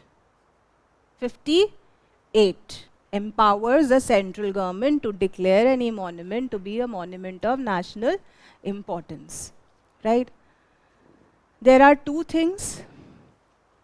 One type of monument of national importance is deemed monument of national importance. The other type is declared monuments of national importance. Deemed monuments of national importance are those monuments which are categorized by virtue of they being covered under the acts, right? ठीक है? Which acts? 1951 Act and State Reorganization Act 1956. In the acts may previously, if any monument has been declared as monument of national importance, it would be considered as monuments of national importance. Any new monument, if it has to be declared, it would be declared by the central government under Section 4 of AMSR Act, central government would declare, put it in the official gazette, and that's it. ठीक है? तो दो type के हैं, deemed and declared. Declared कौन करेगा?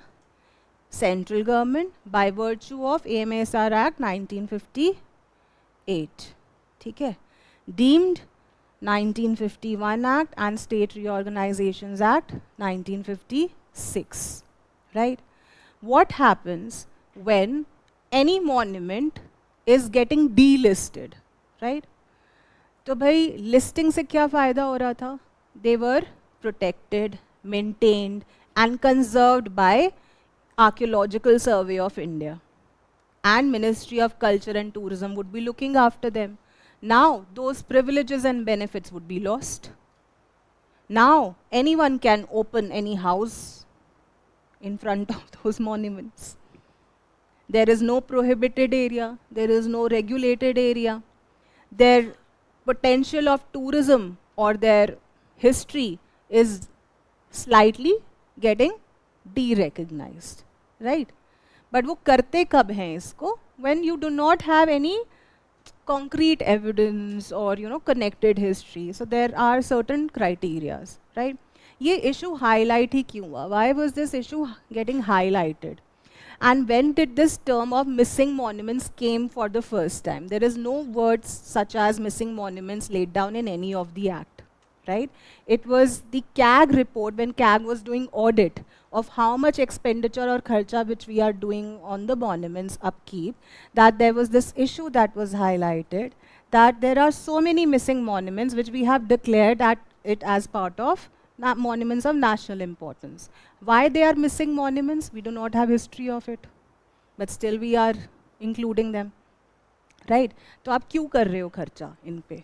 तो there was this demand and need to delist certain monuments, right? ठीक है? Okay. So there were certain monuments which were getting delisted, जैसे कोस मीनार नंबर 13 हरियाणा में है, Guner Burkil's tomb in Jhansi, Telia Nala ruins in Varanasi. Now you don't have to be so into all this, but Kos Minar has a specific history. Okay? What are Kos Minars? Basically, Kos Minars look like these pillars. The way we have Mauryan edicts, Mauryan pillars, which gives us information. There are pillars, which are on the highways, right? Some have certain inscriptions on it or writings on it, some do not have. Not all Kos Minars have been delisted. Few, right? Basically, the Kos Minars were built by Sher Shah Suri. They were largely introduced by Sher Shah Suri, and they were made up of brick pillars, right? Kos bolte na, ek kos, do kos. Kos is a measurement of distance, right?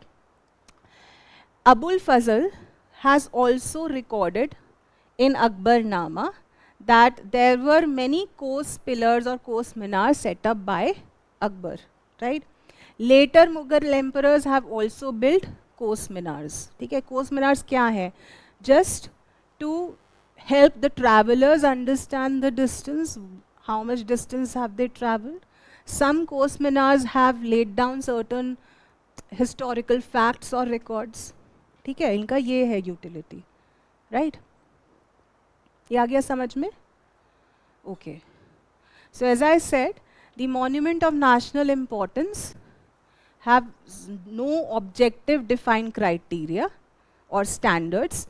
इतना ही है that any ancient monument or archaeological site or remains which have historical, archaeological, artistic value have been in existence for not less than 100 years can be regarded as monument of national importance. Nowhere in the act, any act, this term has been defined.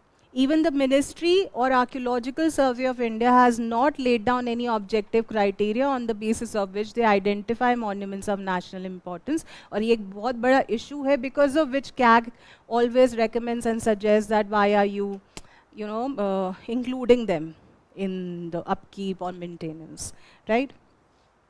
Coming to AMSR Act 1958, So what does it provide for? सबसे पहले obviously preservation करेगा of archaeological remains and monuments. Section 4 empowers central government to declare monuments as monuments of national importance. NMA जो मैंने बोला था National Monument Authority जो setup होती है, that is set up under which act? 2010 Act. AMASR Amendment and Validation Act 2010. What is its primary function? Its primary function is to see the management and regulation of the monuments of national importance, and it also prescribes rules for regulated and prohibited areas. Right? ठीक है? AMASR Act, prohibited area कौन सा है? Within 100 meter, regulated 100 beyond 200 meters, right? तो 100 meters में government मतलब work no work is allowed, ठीक है. रिपेयर और रेनोवेशन तब अलाउ होगा of the existing structures and buildings. No new construction or structures would be made in the prohibited areas. In the regulated areas, the classification of centrally protected monuments and protected areas, basically the NMA would look into it as well as ASI would look into it. Okay? So construction activities are allowed in regulated areas. Coming to NMA, very very important, 2010 Act से बना है. Objective statutory provisions lay down करता है, rules बनाता है, basically legal framework provide करता है on the upkeep of monuments of national importance, right? So it approved monument specific heritage bylaws to regulate the construction activities around the centrally protected monuments. One more thing, monument of national importance and centrally protected monuments are same. The other name for MNIs is centrally protected monuments. It's one and the same thing, right? Heritage bylaws, the bylaws or the rules which NMA makes relate to heritage controls, elevations, drainage system, जो भी construction हो रहा है, infrastructure improvement हो रहा है, these bylaws have to be laid down in both the houses of the parliament. ठीक है? कौन कौन है इनके NMA के अंदर? So basically there would be one chairperson and maximum of 5 whole-time members. ये याद रखना कि chairperson होता है. ASI का member is ex officio member secretary of NMA. इतना ज़्यादा वो नहीं है. Head office NMA का न्यू दिल्ली है, right? ठीक है? Prelims type question. इस तरीके का क्वेश्चन आ सकता है. NMA, it is a statutory body created under the MSR Act 2010. Yes, it has the responsibility of categorization of ancient monuments or archaeological sites and remains declared as of national importance in consultation with the ASI. Categorization करता है prohibited regulated areas में. Yes, the heritage bylaws that the NMA approves are required to be laid in both houses of the parliament. Yes. ठीक है, याद रहेगा. Archaeological Survey of India 1861, Alexander Cunningham, और क्या है वो तो ठीक है. फंक्शन क्या है? RPM, research, protection and maintenance. ठीक है. Besides this, it also regulates the Antiques and Art Treasures Act 1972 also. So basically this is the main body which is in charge of looking into MNIs of India, and that too all the archaeological activities of India. It is the most premier and the only organization which is having this function. ठीक है? Okay. Constitutional provisions. क्या लिख रहा है DPSP? DPSP क्या होते हैं? Come on. As if I don't know the full form of DPSP. What I mean is that what do you actually mean by this? guiding principles. These are instructions, directions given to the state that you have to behave like this, do like this, take initiatives in this direction. Yes? So, Article 49 is giving an obligation to the state to make rules regarding protection of monument or place or object of artistic or historic interest declared by Parliament by law to be of national importance. तो अगर ये आ गया question that every monument the state has the obligation, which is of MNI status, the state has to protect, तो every देखकर तो आप confuse हो जाओगे, yes or no? क्योंकि हम में से ही लोग बोलते हैं every is an extreme word, all is an extreme word, only is an extreme word. But sometimes when these extreme words are written in the content itself, तो आपका ये धर्म नहीं होना चाहिए कि आप इसको देखो. तो मैं आपको दिखा रही हूँ every MNI the state has to protect. Which article? 49. दूसरा क्वेश्चन बन सकता है, in which of the following provisions or constitution it expressly mentions monuments of national importance? DPSP. ठीक है. फंडामेंटल ड्यूटी क्या बोल रहा है? Preserve rich heritage. How is it related to monuments or architecture? Heritage includes architecture, monuments. Yes or no? What is heritage?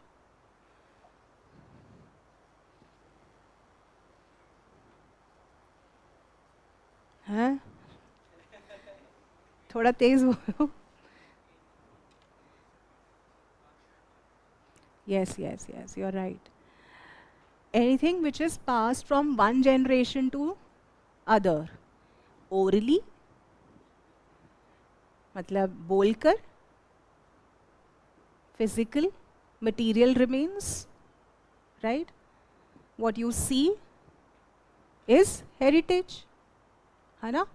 Oral traditions होते हैं, oral heritage होता है, ठीक है? Music होता है, is part of heritage, painting is part of heritage, monuments, architecture is part of heritage, pottery is part of heritage, right? Everything is part of heritage. So its preservation is done, has to be maintained by, कौन करता है ये? We have to value. How do we value? We do not dirty the historical places or heritage. Stations गंदे नहीं करेंगे, paintings गंदे नहीं करेंगे, है ना? So all these things. International efforts. जैसे मैंने बोला यूनेस्को कब बनी थी? 1945, right? Its World Heritage Convention was signed in 1972. What does it do? This basically declares World Heritage sites in different parts of the globe, right? As I told you, because we are signatory to World Heritage Convention 1972, we are also eligible to receive grants or funds from World Heritage Fund, which was created as part of this convention in 1977. ठीक है?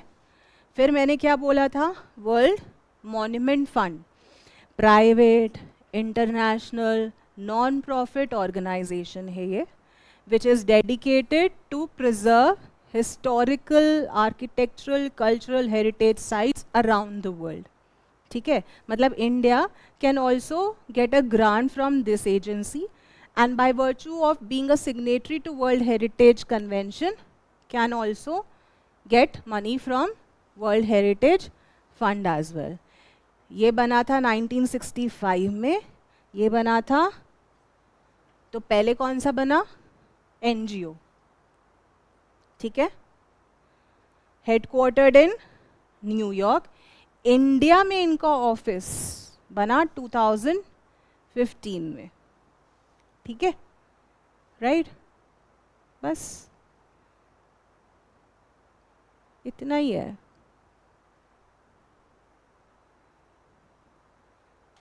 इसमें बस इतना ही लिखा है that world heritage fund basically 1977 के under बना है.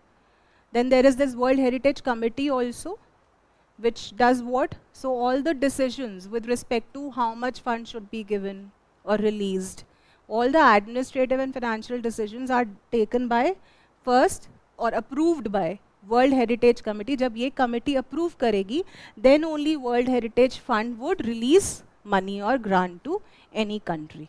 ठीक है? So which is the main body to take the decisions with respect to World Heritage Convention? World heritage committee.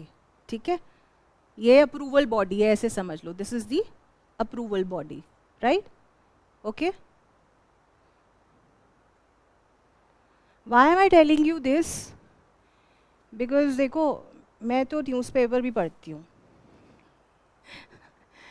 और ये वाला लिंक न्यूज़पेपर में दिया हुआ था.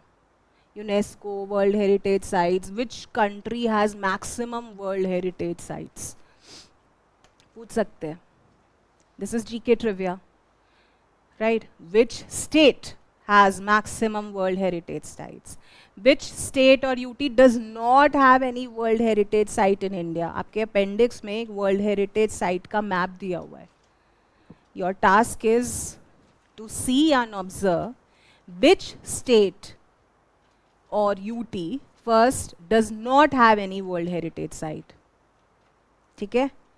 Which state has maximum World Heritage Sites? Which UT has maximum World Heritage Site? तो statement ऐसी आएंगी, फिर आप फिर से कंफ्यूज हो जाओगे कि यार क्यों नहीं करा मैंने ये.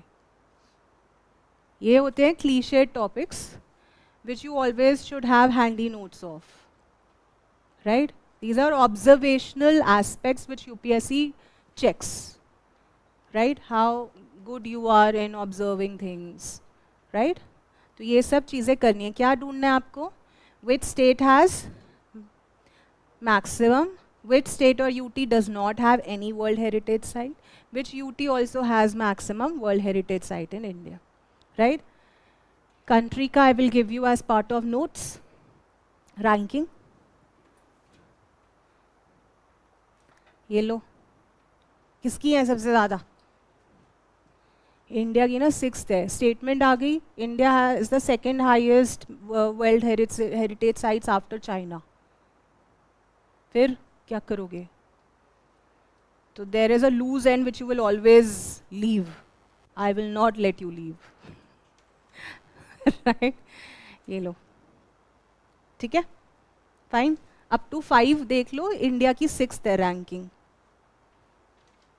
ठीक है, आ जाए सेकेंड टॉपिक पे. हो गया first topic clear? Are we clear on it? अच्छे से. पहला क्या है? बॉडीज और मिनिस्ट्रीज. जल्दी से बताओ. Ministry of culture, ASI, ministry of tourism. Then the laws. MASR Act 1951, 58, 2010. 2010 NMA, National Monument Authority. Constitutional provisions, DPSP and fundamental duty. DPSP 49, fundamental duty 4th, 51AF, right? Then international efforts. UNESCO, World Heritage Convention 1972. World Heritage Fund 1977. World Monument Fund 1965. NGO is Monument Fund, World Monument Fund. World Heritage Fund is part of World Heritage Convention, UNESCO. है ना? World Heritage Committee is the approval body. D list से क्या होता है? कौन करता है? Central Government. Yes? ठीक है? हो गया? Done? We'll take a short break of 7 minutes, 7-8 minutes, and then we'll come to this topic. Yes?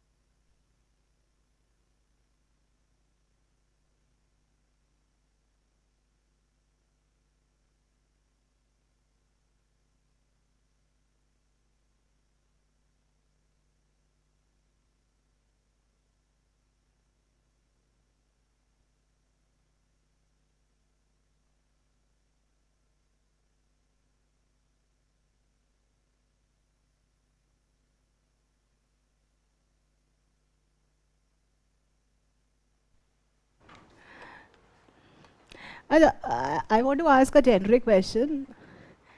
Why is this every year with every kind of student that there are some students who always would prefer to sit in the back? They never change their place. And then there are students who always would like to sit in the front, come what may. And then there are middle benchers also who just don't want to be in the front or in the back. Middle path, Budka. Why such preferences? Shanti? बीच में?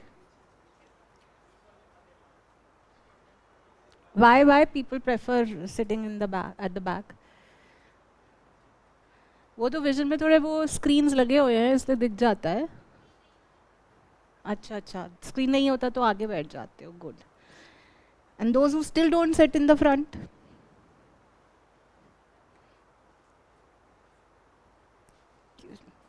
शांति चाहिए तो मंदिर चले जाओ, कहीं और चले जाओ जहाँ कोई ना हो. क्लास में भी शांति चाहिए. Okay, class is not for Shanti.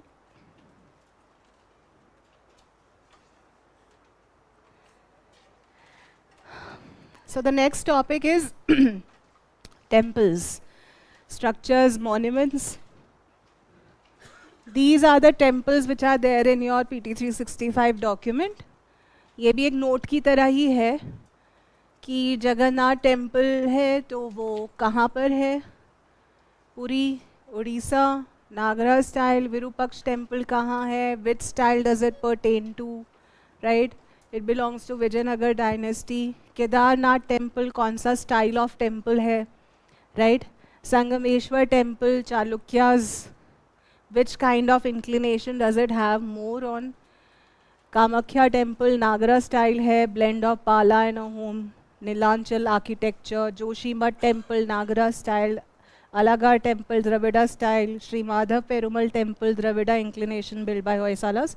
But still, I would give you places as well as this list. ठीक है, तो don't worry. Basics करते हैं सबसे पहले, है ना? Does everyone know about what is Nagara Dravida Vesara? पता है?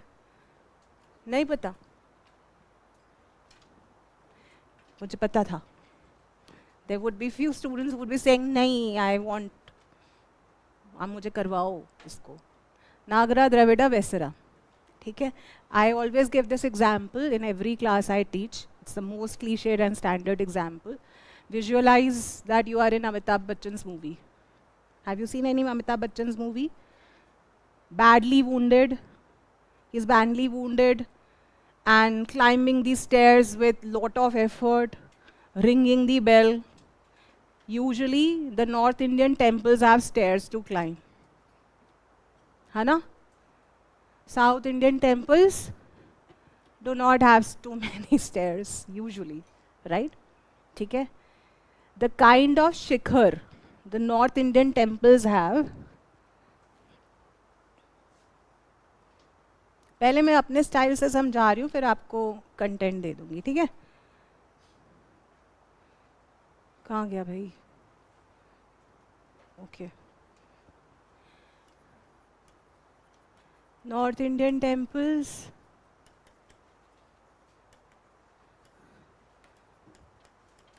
South Indian temples. Basic differences, ठीक है? One is height. ठीक है? These are more on height. Stairs होंगे, right? These are usually on the ground level plane, right? Shape of top or shikhar. Top structure ये curvy linear होता है, ठीक है? इसको शिखर बोलते हैं. साउथ इंडियन टेम्पल्स में इसी स्ट्रक्चर को विमान बोलते हैं, which is usually pyramidical, right? ऐसे, नॉट कर्व, कर्व नहीं है, राइट? वाटर टैंक्स यहाँ होते हैं, यहाँ क्या होती है? रिवर में डुबकी लगाओ और हो गया आपका काम. Are you understanding? Yes. Usually they are located on the river banks.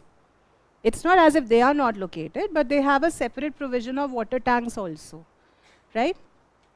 ठीक है? जैसे अगर अभी भी आप लोकल टेम्पल्स देखते हो, you just have a tap. There is no tank. Right? ठीक है? और डेकोरेटेड गेट्स. और अमिताभ बच्चन की मूवी में मंदिर कैसे होते हैं? खुला, या एक very normal door which one can open. Right? Decorated gates here, either no gates और वेरी सिंपल गेट्स. ठीक है? This is very generic understanding, but it's very effective to learn and memorize. Yes or no? अब तो नहीं भूलोगे. ज़्यादा sculptures और decorations कहाँ होगी? Intricate carvings. यहाँ, right? Okay. So if one has to understand hill temples of India, what do you think could be they would be linked more with? North India, Nagara. So hill temples by default generally maximum would be North Indian or Nagara style. उनका material क्या होगा? Wood. They would having more slopy structures, right? So that the snow falls down. It does not collect, right? In hill temples, you would be having separate provision for storing grains because of the extreme weather climate. Yes or no? हाँ, आ रहा है समझ में? In South Indian temples also, most of them have provision of storage, right? Because of the large bhog which they distribute, right? Separate provision होता है. मगर hill temples में भी separate provision होता है to store grains, right? So be very practical about things. It's not that difficult. What is not difficult? UPSC.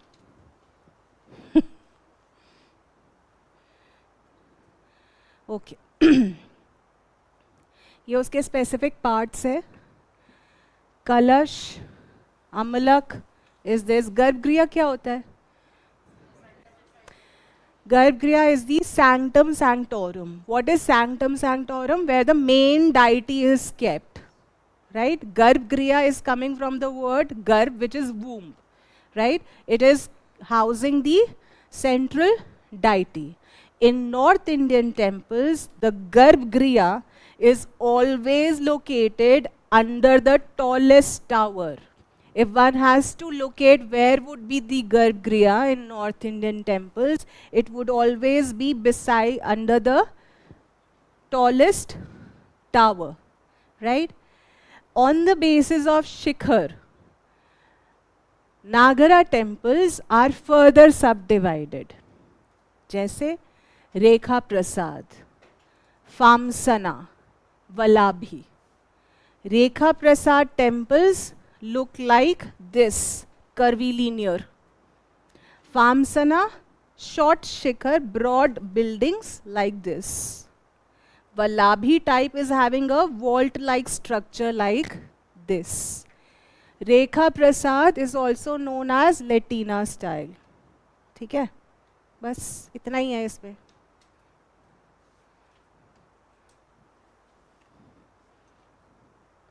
Garbhagriha is always ठीक है. Most important, हाँ.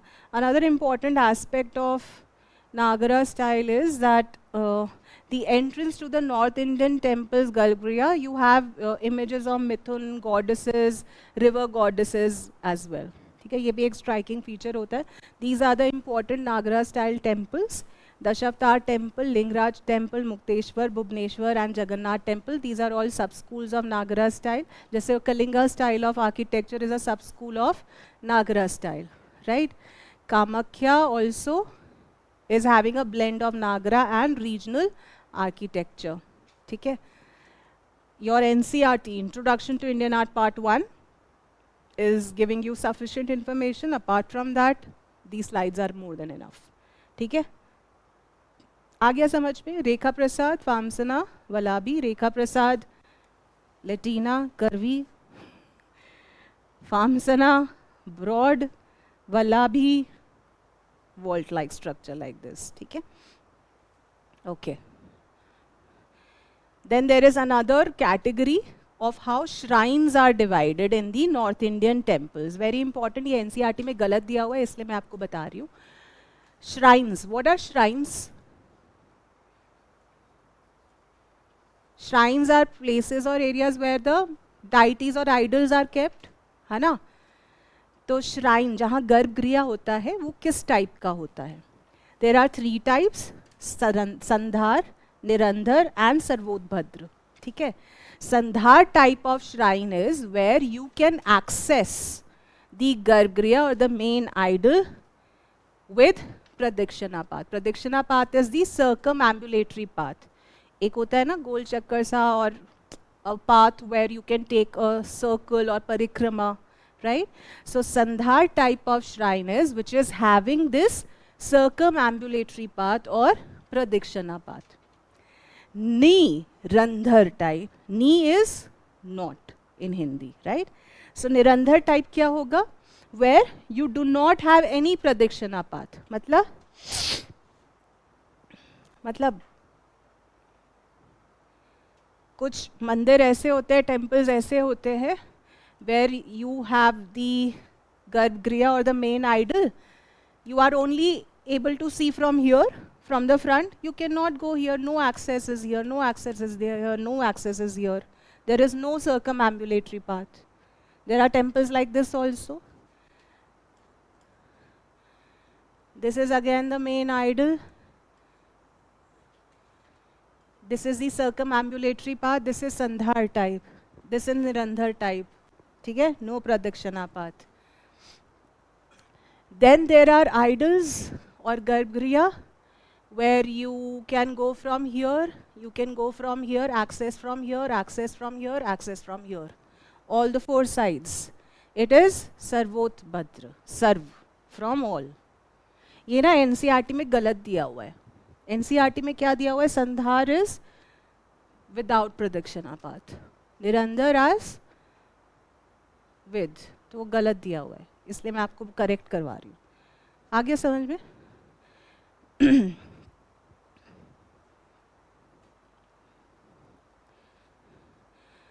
सब स्कूल्स अंडर नागरा स्टाइल, जो भी आपकी ईस्टर्न टेम्पल्स हैं, they are also sub schools of Nagra.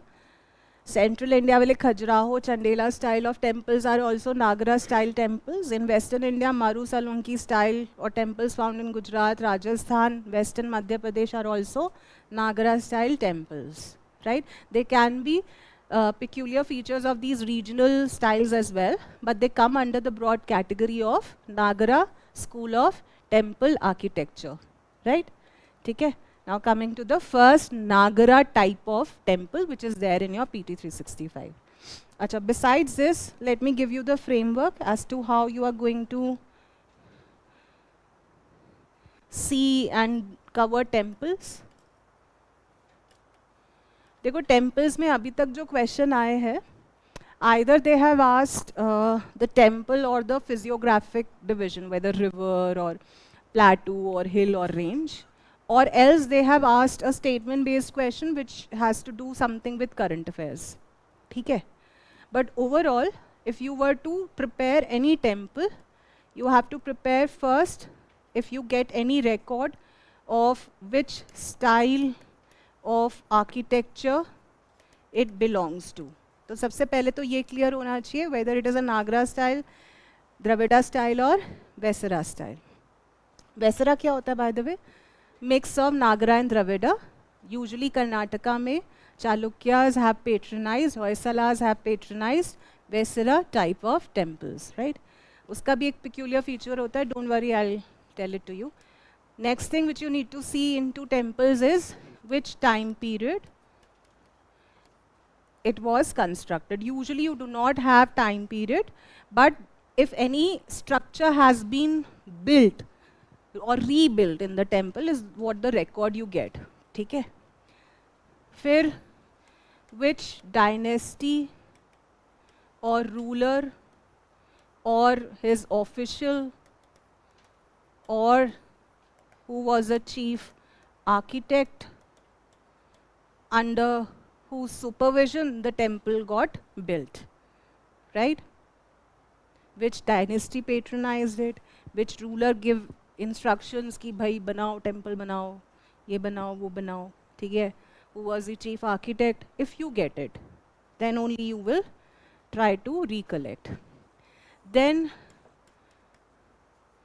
physiography, matlab nearby river, lake, hill, mountain, falls, waterfall. ठीक है? Any current affair link? Oh, काटना नहीं है इसको. Current affairs linkage also you need to know. जैसे प्राण प्रतिष्ठा दिखा दिया था, है ना?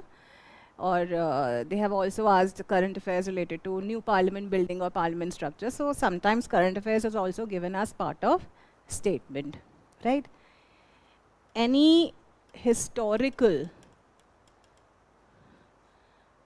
or travelers who have visited the temple or personalities who have visited the temple. जैसे अगर कुछ नया inauguration हुआ हो, वो तो current affairs हो गया. Let's say if any ancient time traveler has visited that temple, right? So that also you need to know. बस which material, stone, type is used in its construction. Whether that temple is World Heritage Site or not. अगर तो है तो करना ही है, ठीक है? बस that's it. Shall we come to the topic? Sri Jagannath Temple. So Ratna Bhandar. Ratna is coming from the word gems and jewelry and treasure. So this sacred treasury of Sri Jagannath Temple got reopened after 46 years. So that's why Jagannath Temple came in news, right? So now the description is giving you details about Ratna Bhandar. Now this is not required, ki whether it is located on the northern side, what does it comprise of, this is not required. What's required is, what is the style of Jagannath Temple and the key terms associated with Jagannath Temple, right? जैसे जगमोहन पता होना चाहिए कि क्या होता है. So first of all, when it comes to Jagannath Temple, you should know that it is a Odisha temple architecture, which is the sub-school of Nagara style, right? Jagmohan is one of the architectural feature of Odisha temples. Jagmohan is the assembly hall of temple. Where is usually Jagmohan located, or where could it be? Imagine I am the Garbhagriha, mandir ka main idol located. You are visiting me from the front. Line कहाँ लगी होती है? Queue कहाँ होती है? मंडप में, ठीक है? जो मंडप आप अभी बोल रहे हो, that belongs to Nagara style, right? Odissi architecture में उसी को क्या बोलते हैं? जगमोहन. असेंबली हॉल बोला ना? Are you understanding? ठीक है? What is मंडप? मंडप क्या होता है? Pillared hall. मंडप is pillared hall in Nagara style of architecture, right? फिर there is this mention of Magji Laddu, It is one of the Chappan Bhog Prasad at Sri Jagannath Temple, which also has GI tag. Magji Laddu, Jagannath Temple, GI tag, very very important. Why? Because abhi aapko pata hoga, lot of prasadams in temples have invoked controversy, right? So the prasads which have received GI tag becomes important. तो आपको अब पता चला है that Magji Laddu from Jagannath Temple, which is one of the Chappan Bhog, have received GI tag. Understood? Yes or no? Okay.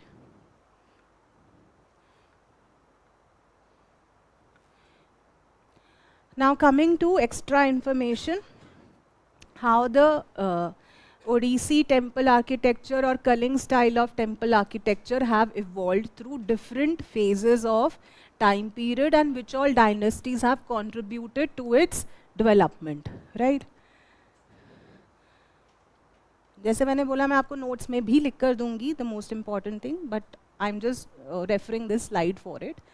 So सबसे पहले were the Bhumakars from 6th to 9th century AD. They had contributed in the setting or establishment or construction of Vetal-Deul and Parshurameshwar temple. They were the early dynasties which have patronized temple construction activities. क्या नाम है? Bhumakars. कौन से temple बनाए? Parshurameshwar and Vetal-Deul, right? आपने शायद इन temples का नाम नहीं सुना है. Probably they are also, because of the fact that they are not World Heritage sites also, right? Or they are not so, they are not those temples which were established or constructed during the peak of any dynasty. ये earliest dynasties जो है उनका इतना major contribution नहीं होता है, right? फिर आते हैं हम 9th to 11th century में.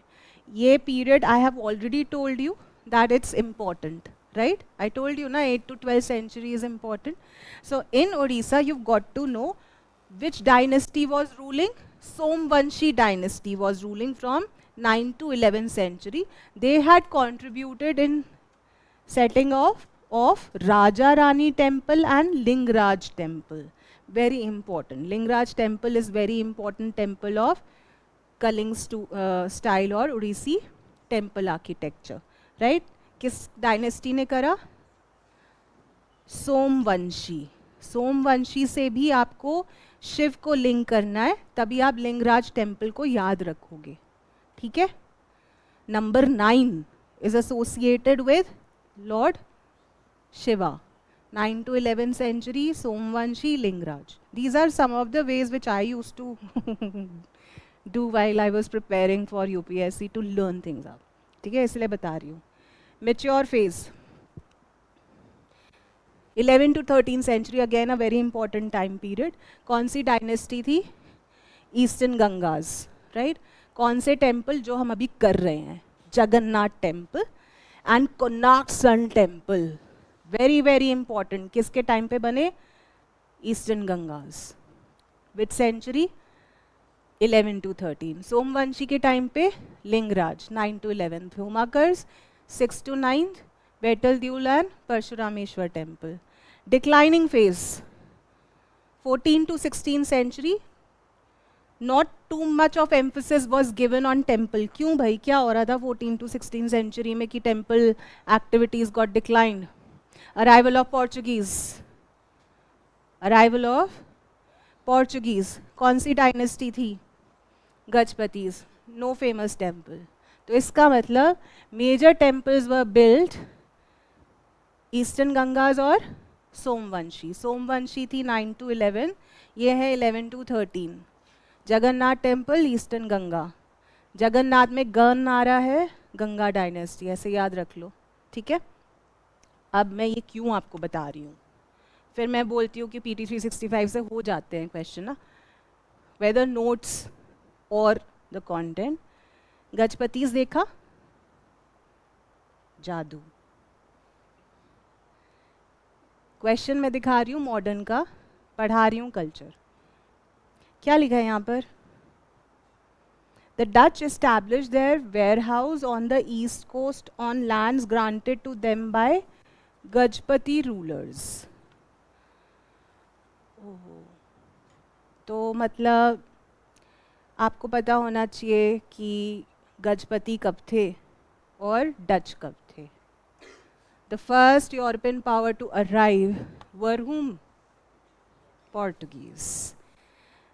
They were ruling till 16, मतलब 1500s में, है ना? तो पता होना चाहिए डच कब आए? 1600s में. नहीं, वो तो पोर्चुगीज आए थे 1498 में. डच कब आए? है ना? तो गजपति कैसे होंगे? ठीक है, राइट? तो अब ये तो आपको एनसीईआरटी में दिया नहीं होता, ऑब्वियसली नहीं दिया. Is it given? But probably you know partially that when did Dutch come, through NCERT और योर स्टैटिक नॉलेज, राइट? फिर हो गए ना कंफ्यूज स्टेटमेंट में, वो आ गई ना प्रॉब्लम. भाई पता भी है और नहीं भी पता, तो वो कैसे होएगा? When you are not accurate and clear about things, right? इसलिए जो मैं क्रॉस कनेक्शन करवाती हूँ ना, is very important, right? ठीक है, डन है, this is done. Kaling architecture. What is so peculiar and different from Nagara style? कुछ तो Nagara elements है, but then there is something different in it. What is the difference? Is the difference in the terminology or structures also, right? Basically, I would say that it is in the form of terminology which has changed, not the structural plan as such, right? जैसे, if we say Shikhar is the topmost structure of, it's okay. Topmost structure of the temple, बाद में उठा लेना, ठीक है. Topmost structure of the temple is Shikhar. In Dravida style it is Vimana, and in Odisha or Kalinga style of architecture it is Deul. Deul. What is it? Deul. ठीक है, क्या है? Deul है, ठीक है. फिर जगमोहन में आपको बता चुकी हूँ, the way we call mandap, it is Jagmohan in Kalinga architecture. But in Kalinga architecture और Odissi temples you have different structures as well. जैसे usually in North Indian temples we do not have too many structures for different things, but in Odissi or Kaling style of temple architecture we have Natya Mandap for performances, halls are there. For Bhog or Prasadam we have different halls and structures. So you have different variations or halls or structures in Odissi or Kalinga style of temple architecture, right? The way we have in Nagara style, Rekha Prasad, Famsana, Valabhi, on the basis of height of Shikhar and the breadth of the structure. In similar way, in Odissi or Kaling style of temple architecture, we have Rekha Deul, we have Pidha Deul, and we have Khakra Deul. Rekha Deul, like Latina, curvy, right? Pidha Deul is broad, Khakra Deul is vault, right? आ रहा है समझ में, या ऐसे ही yes बोल रहे हो? ये रहा रेखा, ये रहा पीढ़ा, पामसना जैसी लग रही है ये, छोटी और मोटी. हाँ, this is vault like khakhara style, this is rekha. So this is rekha deul. Always the garbhagriha is where under the tallest tower, right? Pidha Deul, then vault like structure, Khakra Deul. Most of the Kalinga school of architecture or temples falls under the category of Rekha or Pidha. Very few as Khakra, ठीक है, right. Pidha deul is use for Jagmohans but not for the main deul. तो पीढ़ा होता कहाँ पर है, यहाँ पर. तो मोस्टली असेंबली हॉल्स, जगमोहन, भोग मंदिर, नाट्य मंडप, they will all be here और हियर. आ रहा है समझ में? यस और नो? ओके. फिर आ रहे हैं specifically on Jagannath temple. So obviously you should know to whom it is first of all, it is called as White Pagoda. It's located in Puri, Odisha, right? Why it is called White Pagoda?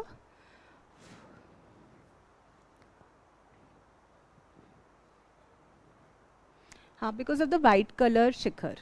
ठीक है, colour की वजह से it is called as White Pagoda, right? It is dedicated to Lord Jagannath. Jagannath is the incarnation of Lord Vishnu. It is also dedicated, so there are shrines which are dedicated to Vishnu's family, right? Sister Devi Subhadra, his elder brother Lord Balbhadra. So together all three are considered as Holy Trinity. When was it built? It was built during Ganga dynasty. Who was the ruler? Anant Varman Chor Ganga Dev, right? Which century? First half of the 12th century. इसका मतलब क्या है? 1100s में, right? Architectural style आप छोड़ सकते हो, अब आपको समझ में आ गया है, which would be general to almost every Kalinga school of architecture. ठीक है, इसका स्पेसिफिक करने की जरूरत नहीं है because specific details are not asked. Place, deity, whether it is world heritage site और not, which dynasty, which time period, ruler is important, यही हाईलाइट करोगे, right? Another characteristic feature of Kalinga architecture is the Shikhar stripes. These you do not find in North Indian temples usually. These are peculiar to Kalinga style of temple architecture. These are known as Uru Shringas. क्या है ये? ये एक है part शिखर का. Okay, let me draw it. ये term आ सकती है इसलिए बता रही हूँ. In the context of temple architecture uru shringas are. ठीक है, ये देखो ये स्ट्राइप्स आ रही हैं शिखर्स की. These are uru shringas. Usually shikhara ऐसे होता है ना, नॉर्मल विदाउट स्ट्राइप, प्लेन होता है. इसका डिफरेंट डिफरेंट शिखर्स, स्पायर्स हैं, स्पाइरल हो रहा है ना. So these are uru shringas, right?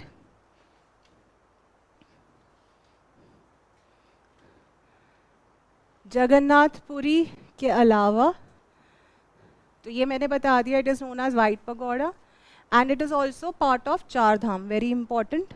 Jagannathpuri is part of Char Dham yatra. Which are the other three Dhams? Badrinath, Dwarka, Rameswaram. ठीक है, ये चार धाम भी इंपॉर्टेंट है. Which river? Again I will give you those extra things in the separate note, right?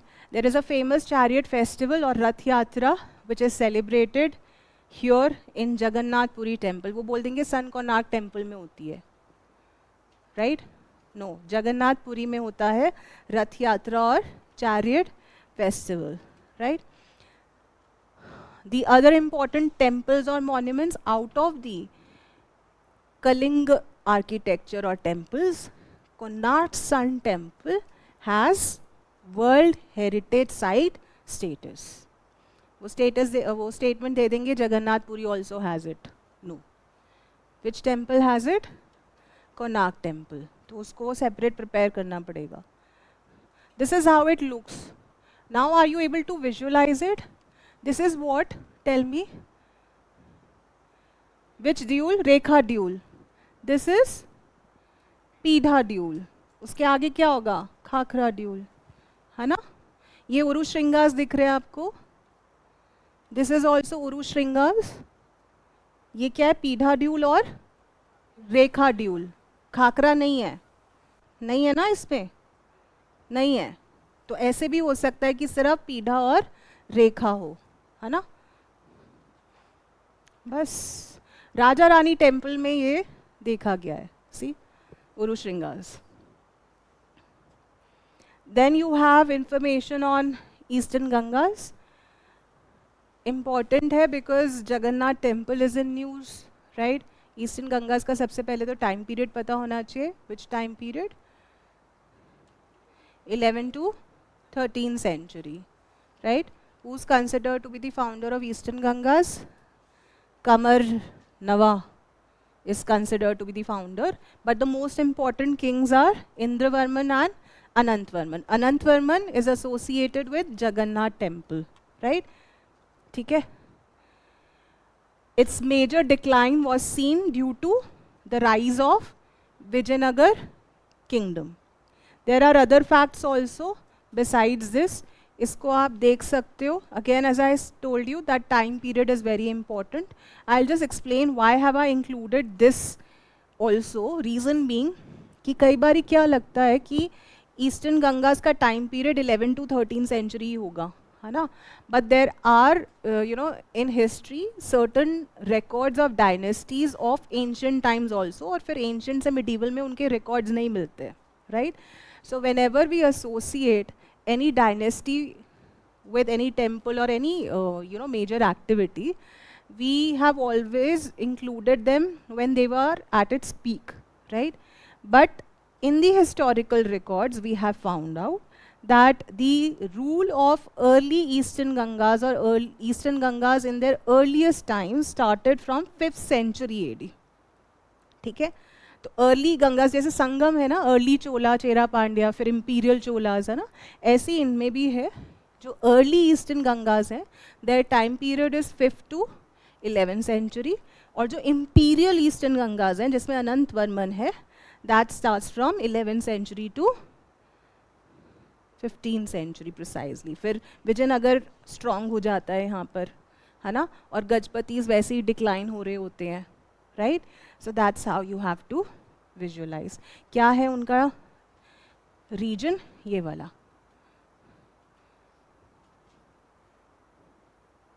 ठीक है? Right? The brown one. Coming to chronology, इंद्रवर्मन 1 और जो नाम लिखा था दोनों में dispute है. आप दोनों याद रख सकते हो, कमर नवा ऑल्सो एंड इंद्रवर्मन ऑल्सो, ठीक है. बट ये वाला जो टाइम पीरियड है दिस 11 to 14th सेंचुरी और maximum 15th century is what is important, ठीक है. गजपति का देख लेना कब आए हैं, क्योंकि यूपीएससी पूछ चुकी है. Another thing which I would like to highlight, there has been a question long back 2006-7 में पूछा था शायद. फनम क्या होता है? Fanam is a type of coin, ठीक है. तो ये विजयनगर किंग्स के टाइम पे भी यूज होता था और कलिंग रूलर्स के भी टाइम पे फनम यूज होता था, गंगा ईस्टर्न गंगास के टाइम पे. Are you understanding this? Fanam is a type of coin. उन्होंने पूछा था फनम और तारा क्या होते हैं. Fanam and tara are type of coins, currency. White colour का है जगन्नाथ, तो इसलिए वाइट पगोड़ा. हाँ जी, हाँ, कलर के ही बेसिस पे बोलते हैं, ठीक है. Gandhi Sarovar, Kedarnath temple. So actually it has nothing to do with Kedarnath temple as such, the structure, because this is talking about, so why are we doing this? Because an avalanche had hit the Gandhi Sarovar, right? Now this Gandhi Sarovar is also known as Chorabari Tal. Chorabari Tal. So a question should come into your mind. Why Chorabari Tal would be known as Gandhi Sarovar? नहीं आया था ना दिमाग में, आना चाहिए. The ashes, some of the ashes of Mahatma Gandhi were also immersed here. That's why it is also known as, and after that it is known as Gandhi Sarovar. ठीक है. Why it is Why are we doing it? It is near Kedarnath temple. ठीक है? Kedarnath temple is one of the 12 Jyotirlings, right? ये places important है. Questions दिखाए हैं मैंने. तो मैं आपको क्या कर दूंगी? मेरा क्या धर्म है आपको देने का? River, physiographic divisions. मुझे पता है you don't have time. So I'll do it for you. Right? The rivers, on the banks of which the Jyotirlings are located, any physiographic division is what I'll give it to you. Right? इसमें इतना ही है बस और कुछ नहीं करना है. Again, Kedarnath is part of, Kedarnath is not part of Char Dham, but वैसे technically, no, if you read Hindu mythology, Badrinath and Kedarnath together are considered to be Char Dham, right? Together. But वैसे लिखा नहीं होता है. लिखा होता है? हाँ?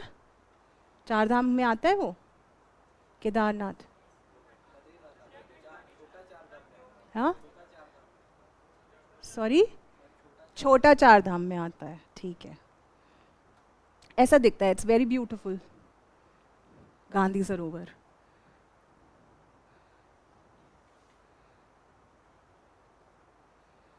ज्योतिर्मठ और जोशी मठ. Why are we doing it? Because recently the center has approved renaming of Joshimath Tehsil in Chamoli district to Jyotirmath. ठीक है? Framework. ले लो अब framework इसका.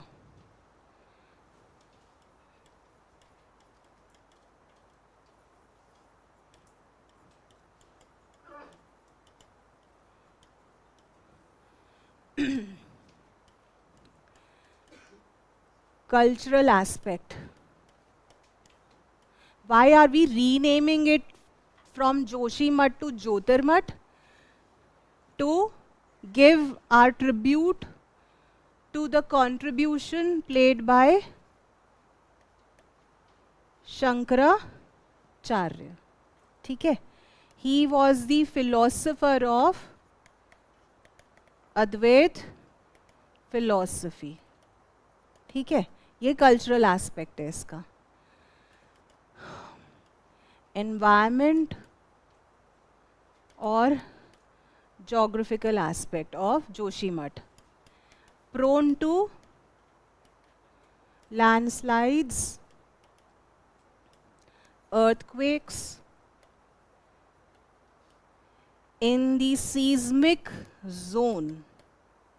To measure the earthquake prone areas in India, it is in seismic zone 5, highly prone to earthquake. ठीक है? MC Mishra committee has given recommendations on the construction activities of Joshimath area, or how tectonically vulnerable it is. Right? MC Mishra committee. Political significance, because the topic is renaming of tehsil or city name, right? We need to know how names of cities, villages or tehsil is done or changed. है ना? So there are two aspects. One is renaming of states, and then renaming of tehsil, village और district. अब आता है आपका polity का knowledge. खत्म हो गया ना पॉलिटी? अब आएंगे मुझे मजे. Question answer round. Are the two processes of renaming states and cities different? Very good. What is the difference? कौन सा आर्टिकल 3 के तहत होता है? हाँ? Renaming of Article 3. Very good. Does it invoke parliamentary legislation and amendment of the Constitution?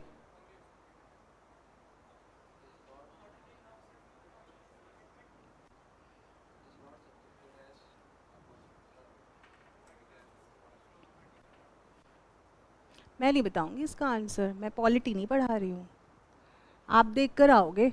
I'll ask you on Monday about Article 3. How it is done? Does it require President's approval for a bill to be passed? Does it invoke parliamentary, constitutional amendment? यार क्या बात कर रहे हो आप, मुझे बताओ छत्तीसगढ़, उत्तराखंड ये जब चेंज हुए हैं इनका कोई अमेंडमेंट हुआ है? I am just asking you. है ओके, चलो ठीक है, मान ली आपकी बात. Although you will answer after reading it. What, in which all areas do you see the change? In which all schedules? Schedule 1 and Schedule 4. Both?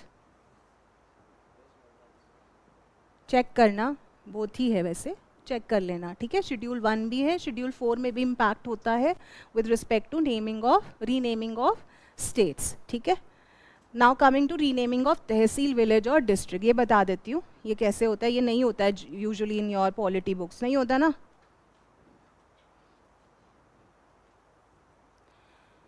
Okay.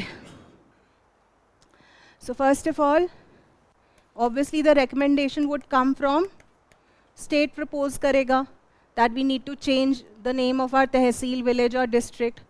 Whom would it send its proposal to? Central government. Central government, which ministry is liable? Ministry of Home Affairs. ठीक है, Ministry of Home Affairs देखेगा the possibility or implication of changing the name of any tehsil, village or district, right? It would consult all the important ministries or departments which will be getting impacted with the name of change in name of tehsil, village or district. सबसे पहले आपको देखना है where do you see the names of village, tehsil or district written? Stations के name होते हैं, बस stands के नेम होते हैं, पोस्टल एड्रेसेस होते हैं, right. So ministry of home affairs would seek recommendation from और consultation from, consult department of post, department of railways, that we are going to change this. Would it draw too many changes? Would it affect too many things? After it has received NOC from all the players like these, it would give go ahead to the central government. Central government would then give a green signal to state government. फिर वो उनके official gazette में आ जाएगा, ठीक है, right? That is how the renaming of tehsil, village और district is done. तो कौन कौन प्लेयर्स हैं? स्टेट गवर्नमेंट है, सेंट्रल गवर्नमेंट है, मिनिस्ट्री ऑफ होम अफेयर्स है, डिपार्टमेंट ऑफ पोस्ट है, डिपार्टमेंट ऑफ रेलवेज है. But department of post and railways are only there as consulting agencies, right. But NOC is required, right? After it has received the NOC, then it will give a green signal. Now coming to the cultural aspect, Advait philosophy, ये भी बताना पड़ेगा क्या? Indian philosophy, हाँ, Indian philosophy भी बताना पड़ेगा क्या? ओके, बता देती हूँ. फ्रेमवर्क ले लो, इसको रिवाइज कर लेना. Advait, I will tell you, right? Indian philosophy. So there are two schools, theistic, जिसको आस्तिक स्कूल बोलते हैं, and atheistic, जिसको नास्तिक स्कूल बोलते हैं, ठीक है. These schools of Indian philosophy are divided on the basis of whether they accept or reject authorities of Veda. So they accept and they reject. ठीक है? Okay? So theistic schools accept the authority of Vedas and a theistic school reject the authority of Vedas. In the theistic school, there is Samkhya, Vaisheshika, Nyaya, Yoga or Yog, Mimamsa. ठीक है? And then there is Vedant. Right? In the Gnostic school, there is Buddhism, Jainism, चार्वक, आजीविका, और भी हैं, ये most important है. Right? Why are we doing this? Why am I telling you this? Because Joshi Math or Jyotirmath has a cultural importance with respect to Shankaracharya. Shankaracharya is the propounder of Advait philosophy. Advait philosophy is part of Vedanta school of philosophy. Right? Mimamsa is also known as, Mimamsa is also known as Purv Mimamsa, and Vedant is known as Uttar Mimamsa. ठीक है? Are you understanding this? Mimamsa is known as Purv Mimamsa. Vedant is known as Uttar Mimamsa. Shankaracharya's Advait philosophy is part of Vedant school of philosophy. In Vedantic school of philosophy, you have Advait by Shankaracharya. You have Dvait, Madhavacharya. ये बहुत important वाली है, वही बता रही हूँ. And then Vishisht Advait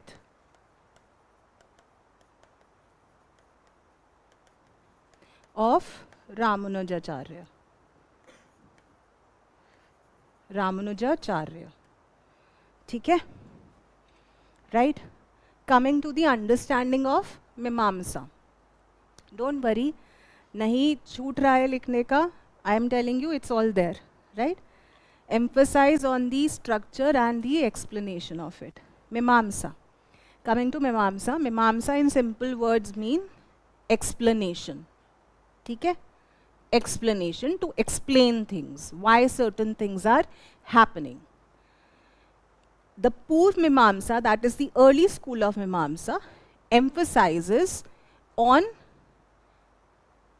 giving importance to rituals, sacrifices as the solution for everything.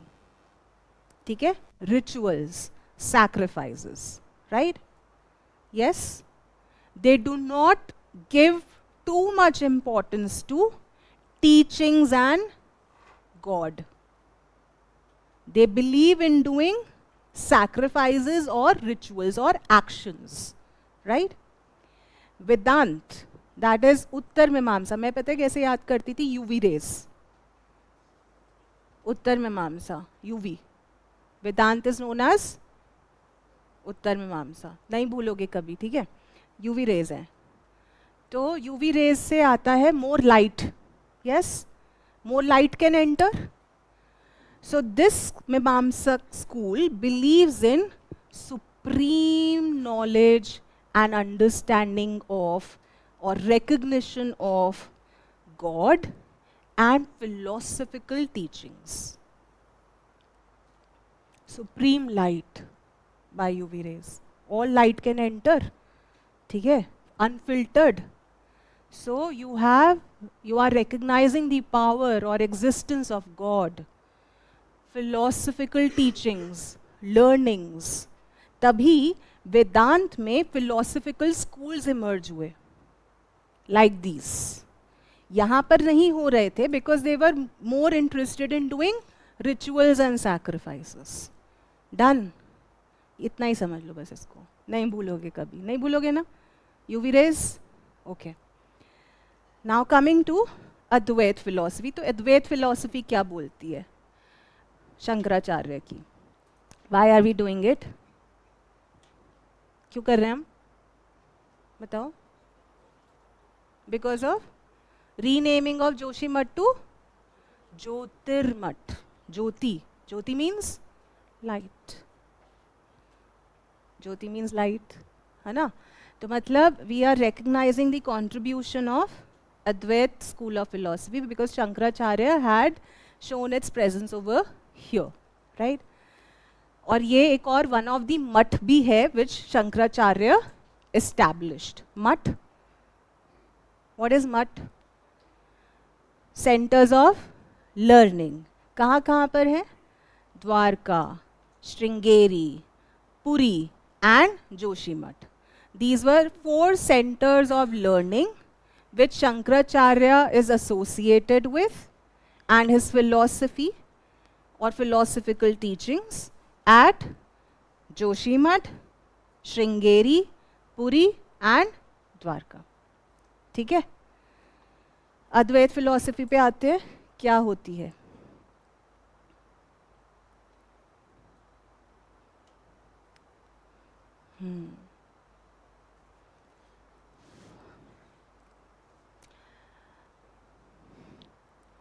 बहुत simple तरीके से समझा दूं फिर से.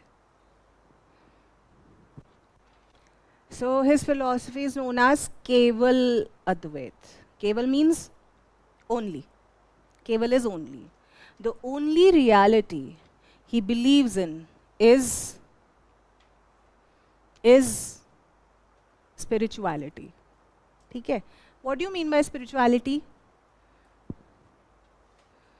Do you associate spirituality with one kind of God, a God with attribute, or do you only recognize the power of a force or a strength?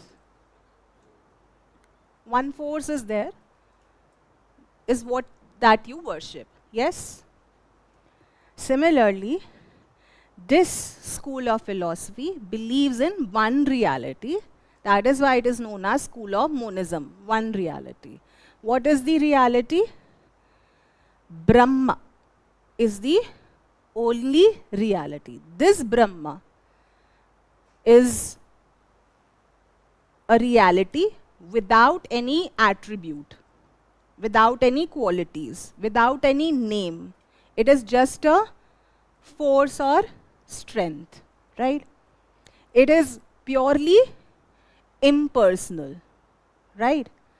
You must have seen scientists also claiming themselves to be spiritual. They believe in the power of God, but they do not name that God, right? Yes? Can I give you another modern day linkage with it? Why is Higgs boson known as God's particle?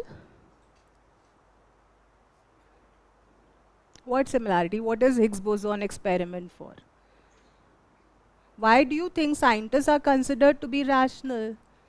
Why do you think they have called that thing as God's particle? Because they want to understand the fundamental source of energy. है ना? आ कहाँ से रहा है ये? Force कहाँ से आ रहा है? Strength कहाँ से आ रहा है? Energy कहाँ से आ रही है? Which is moving things.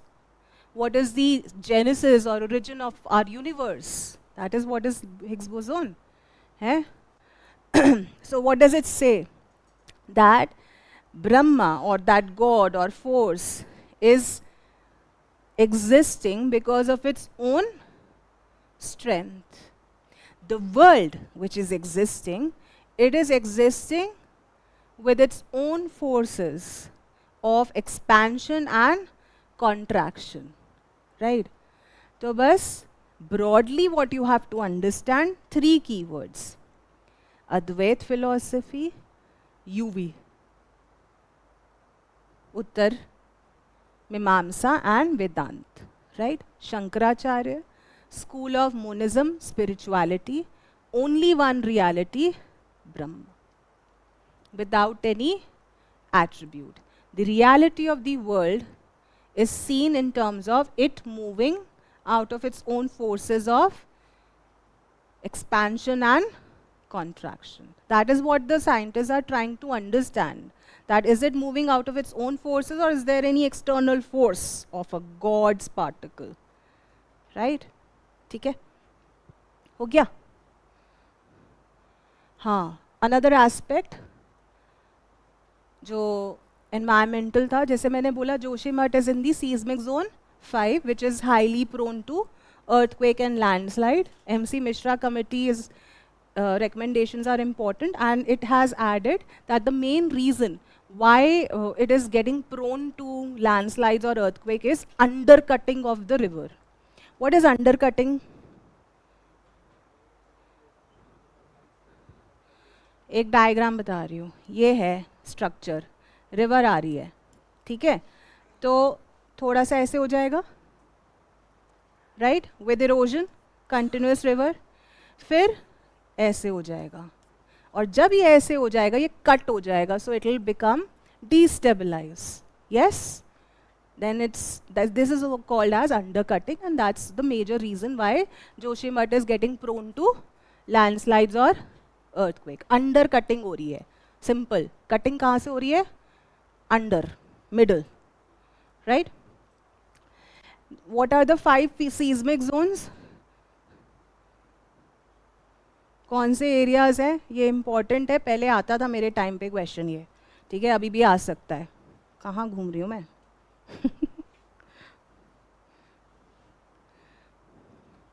Yes, seismic zone 5 देख लो. भुज, भुज, राइट. 2, 3, 4, 5 है, 1 नहीं है, याद रखना, ठीक है. 1 to 5 नहीं है, 2 से 5 है, बस. हाँ, Shankaracharya with century very important, पूछ लेते हैं UPSC. 8 to 9 century. Always write here what, ऐसे मत याद रखना 780 to 820. 8th to 9th century. Right? They are not so precise in giving you or asking from you the dates, but the centuries. 8th to 9th century, born in Kaladi, where is it? Kerala, and he died in Kedarnath. ये कल करते हैं, मतलब sorry, next class में करते हैं. For next class, I have given you 2 tasks. One, renaming of state, and second task is World Heritage Sites, states or UTs having maximum, minimum or no. ठीक है? Any doubt? ये तरीका ठीक लग रहा है आपको, मैं जो क्लास में आपको याद करवा रही हूँ? हाँ? Because it takes time for me to simplify things, and I feel that it is important, if you're giving your 2.5 to 3 hours, it's better that you are revising and remembering also as far as possible. ठीक है? So wish you all the best. Let's meet on Monday. I'm hoping to only take 3 classes. I'll finish it off in 3 classes. यही सबसे heavy वाला topic है, and rest are not so difficult to understand or consume in terms of content, right? ठीक है? So all the best guys, have a good night. Welcome.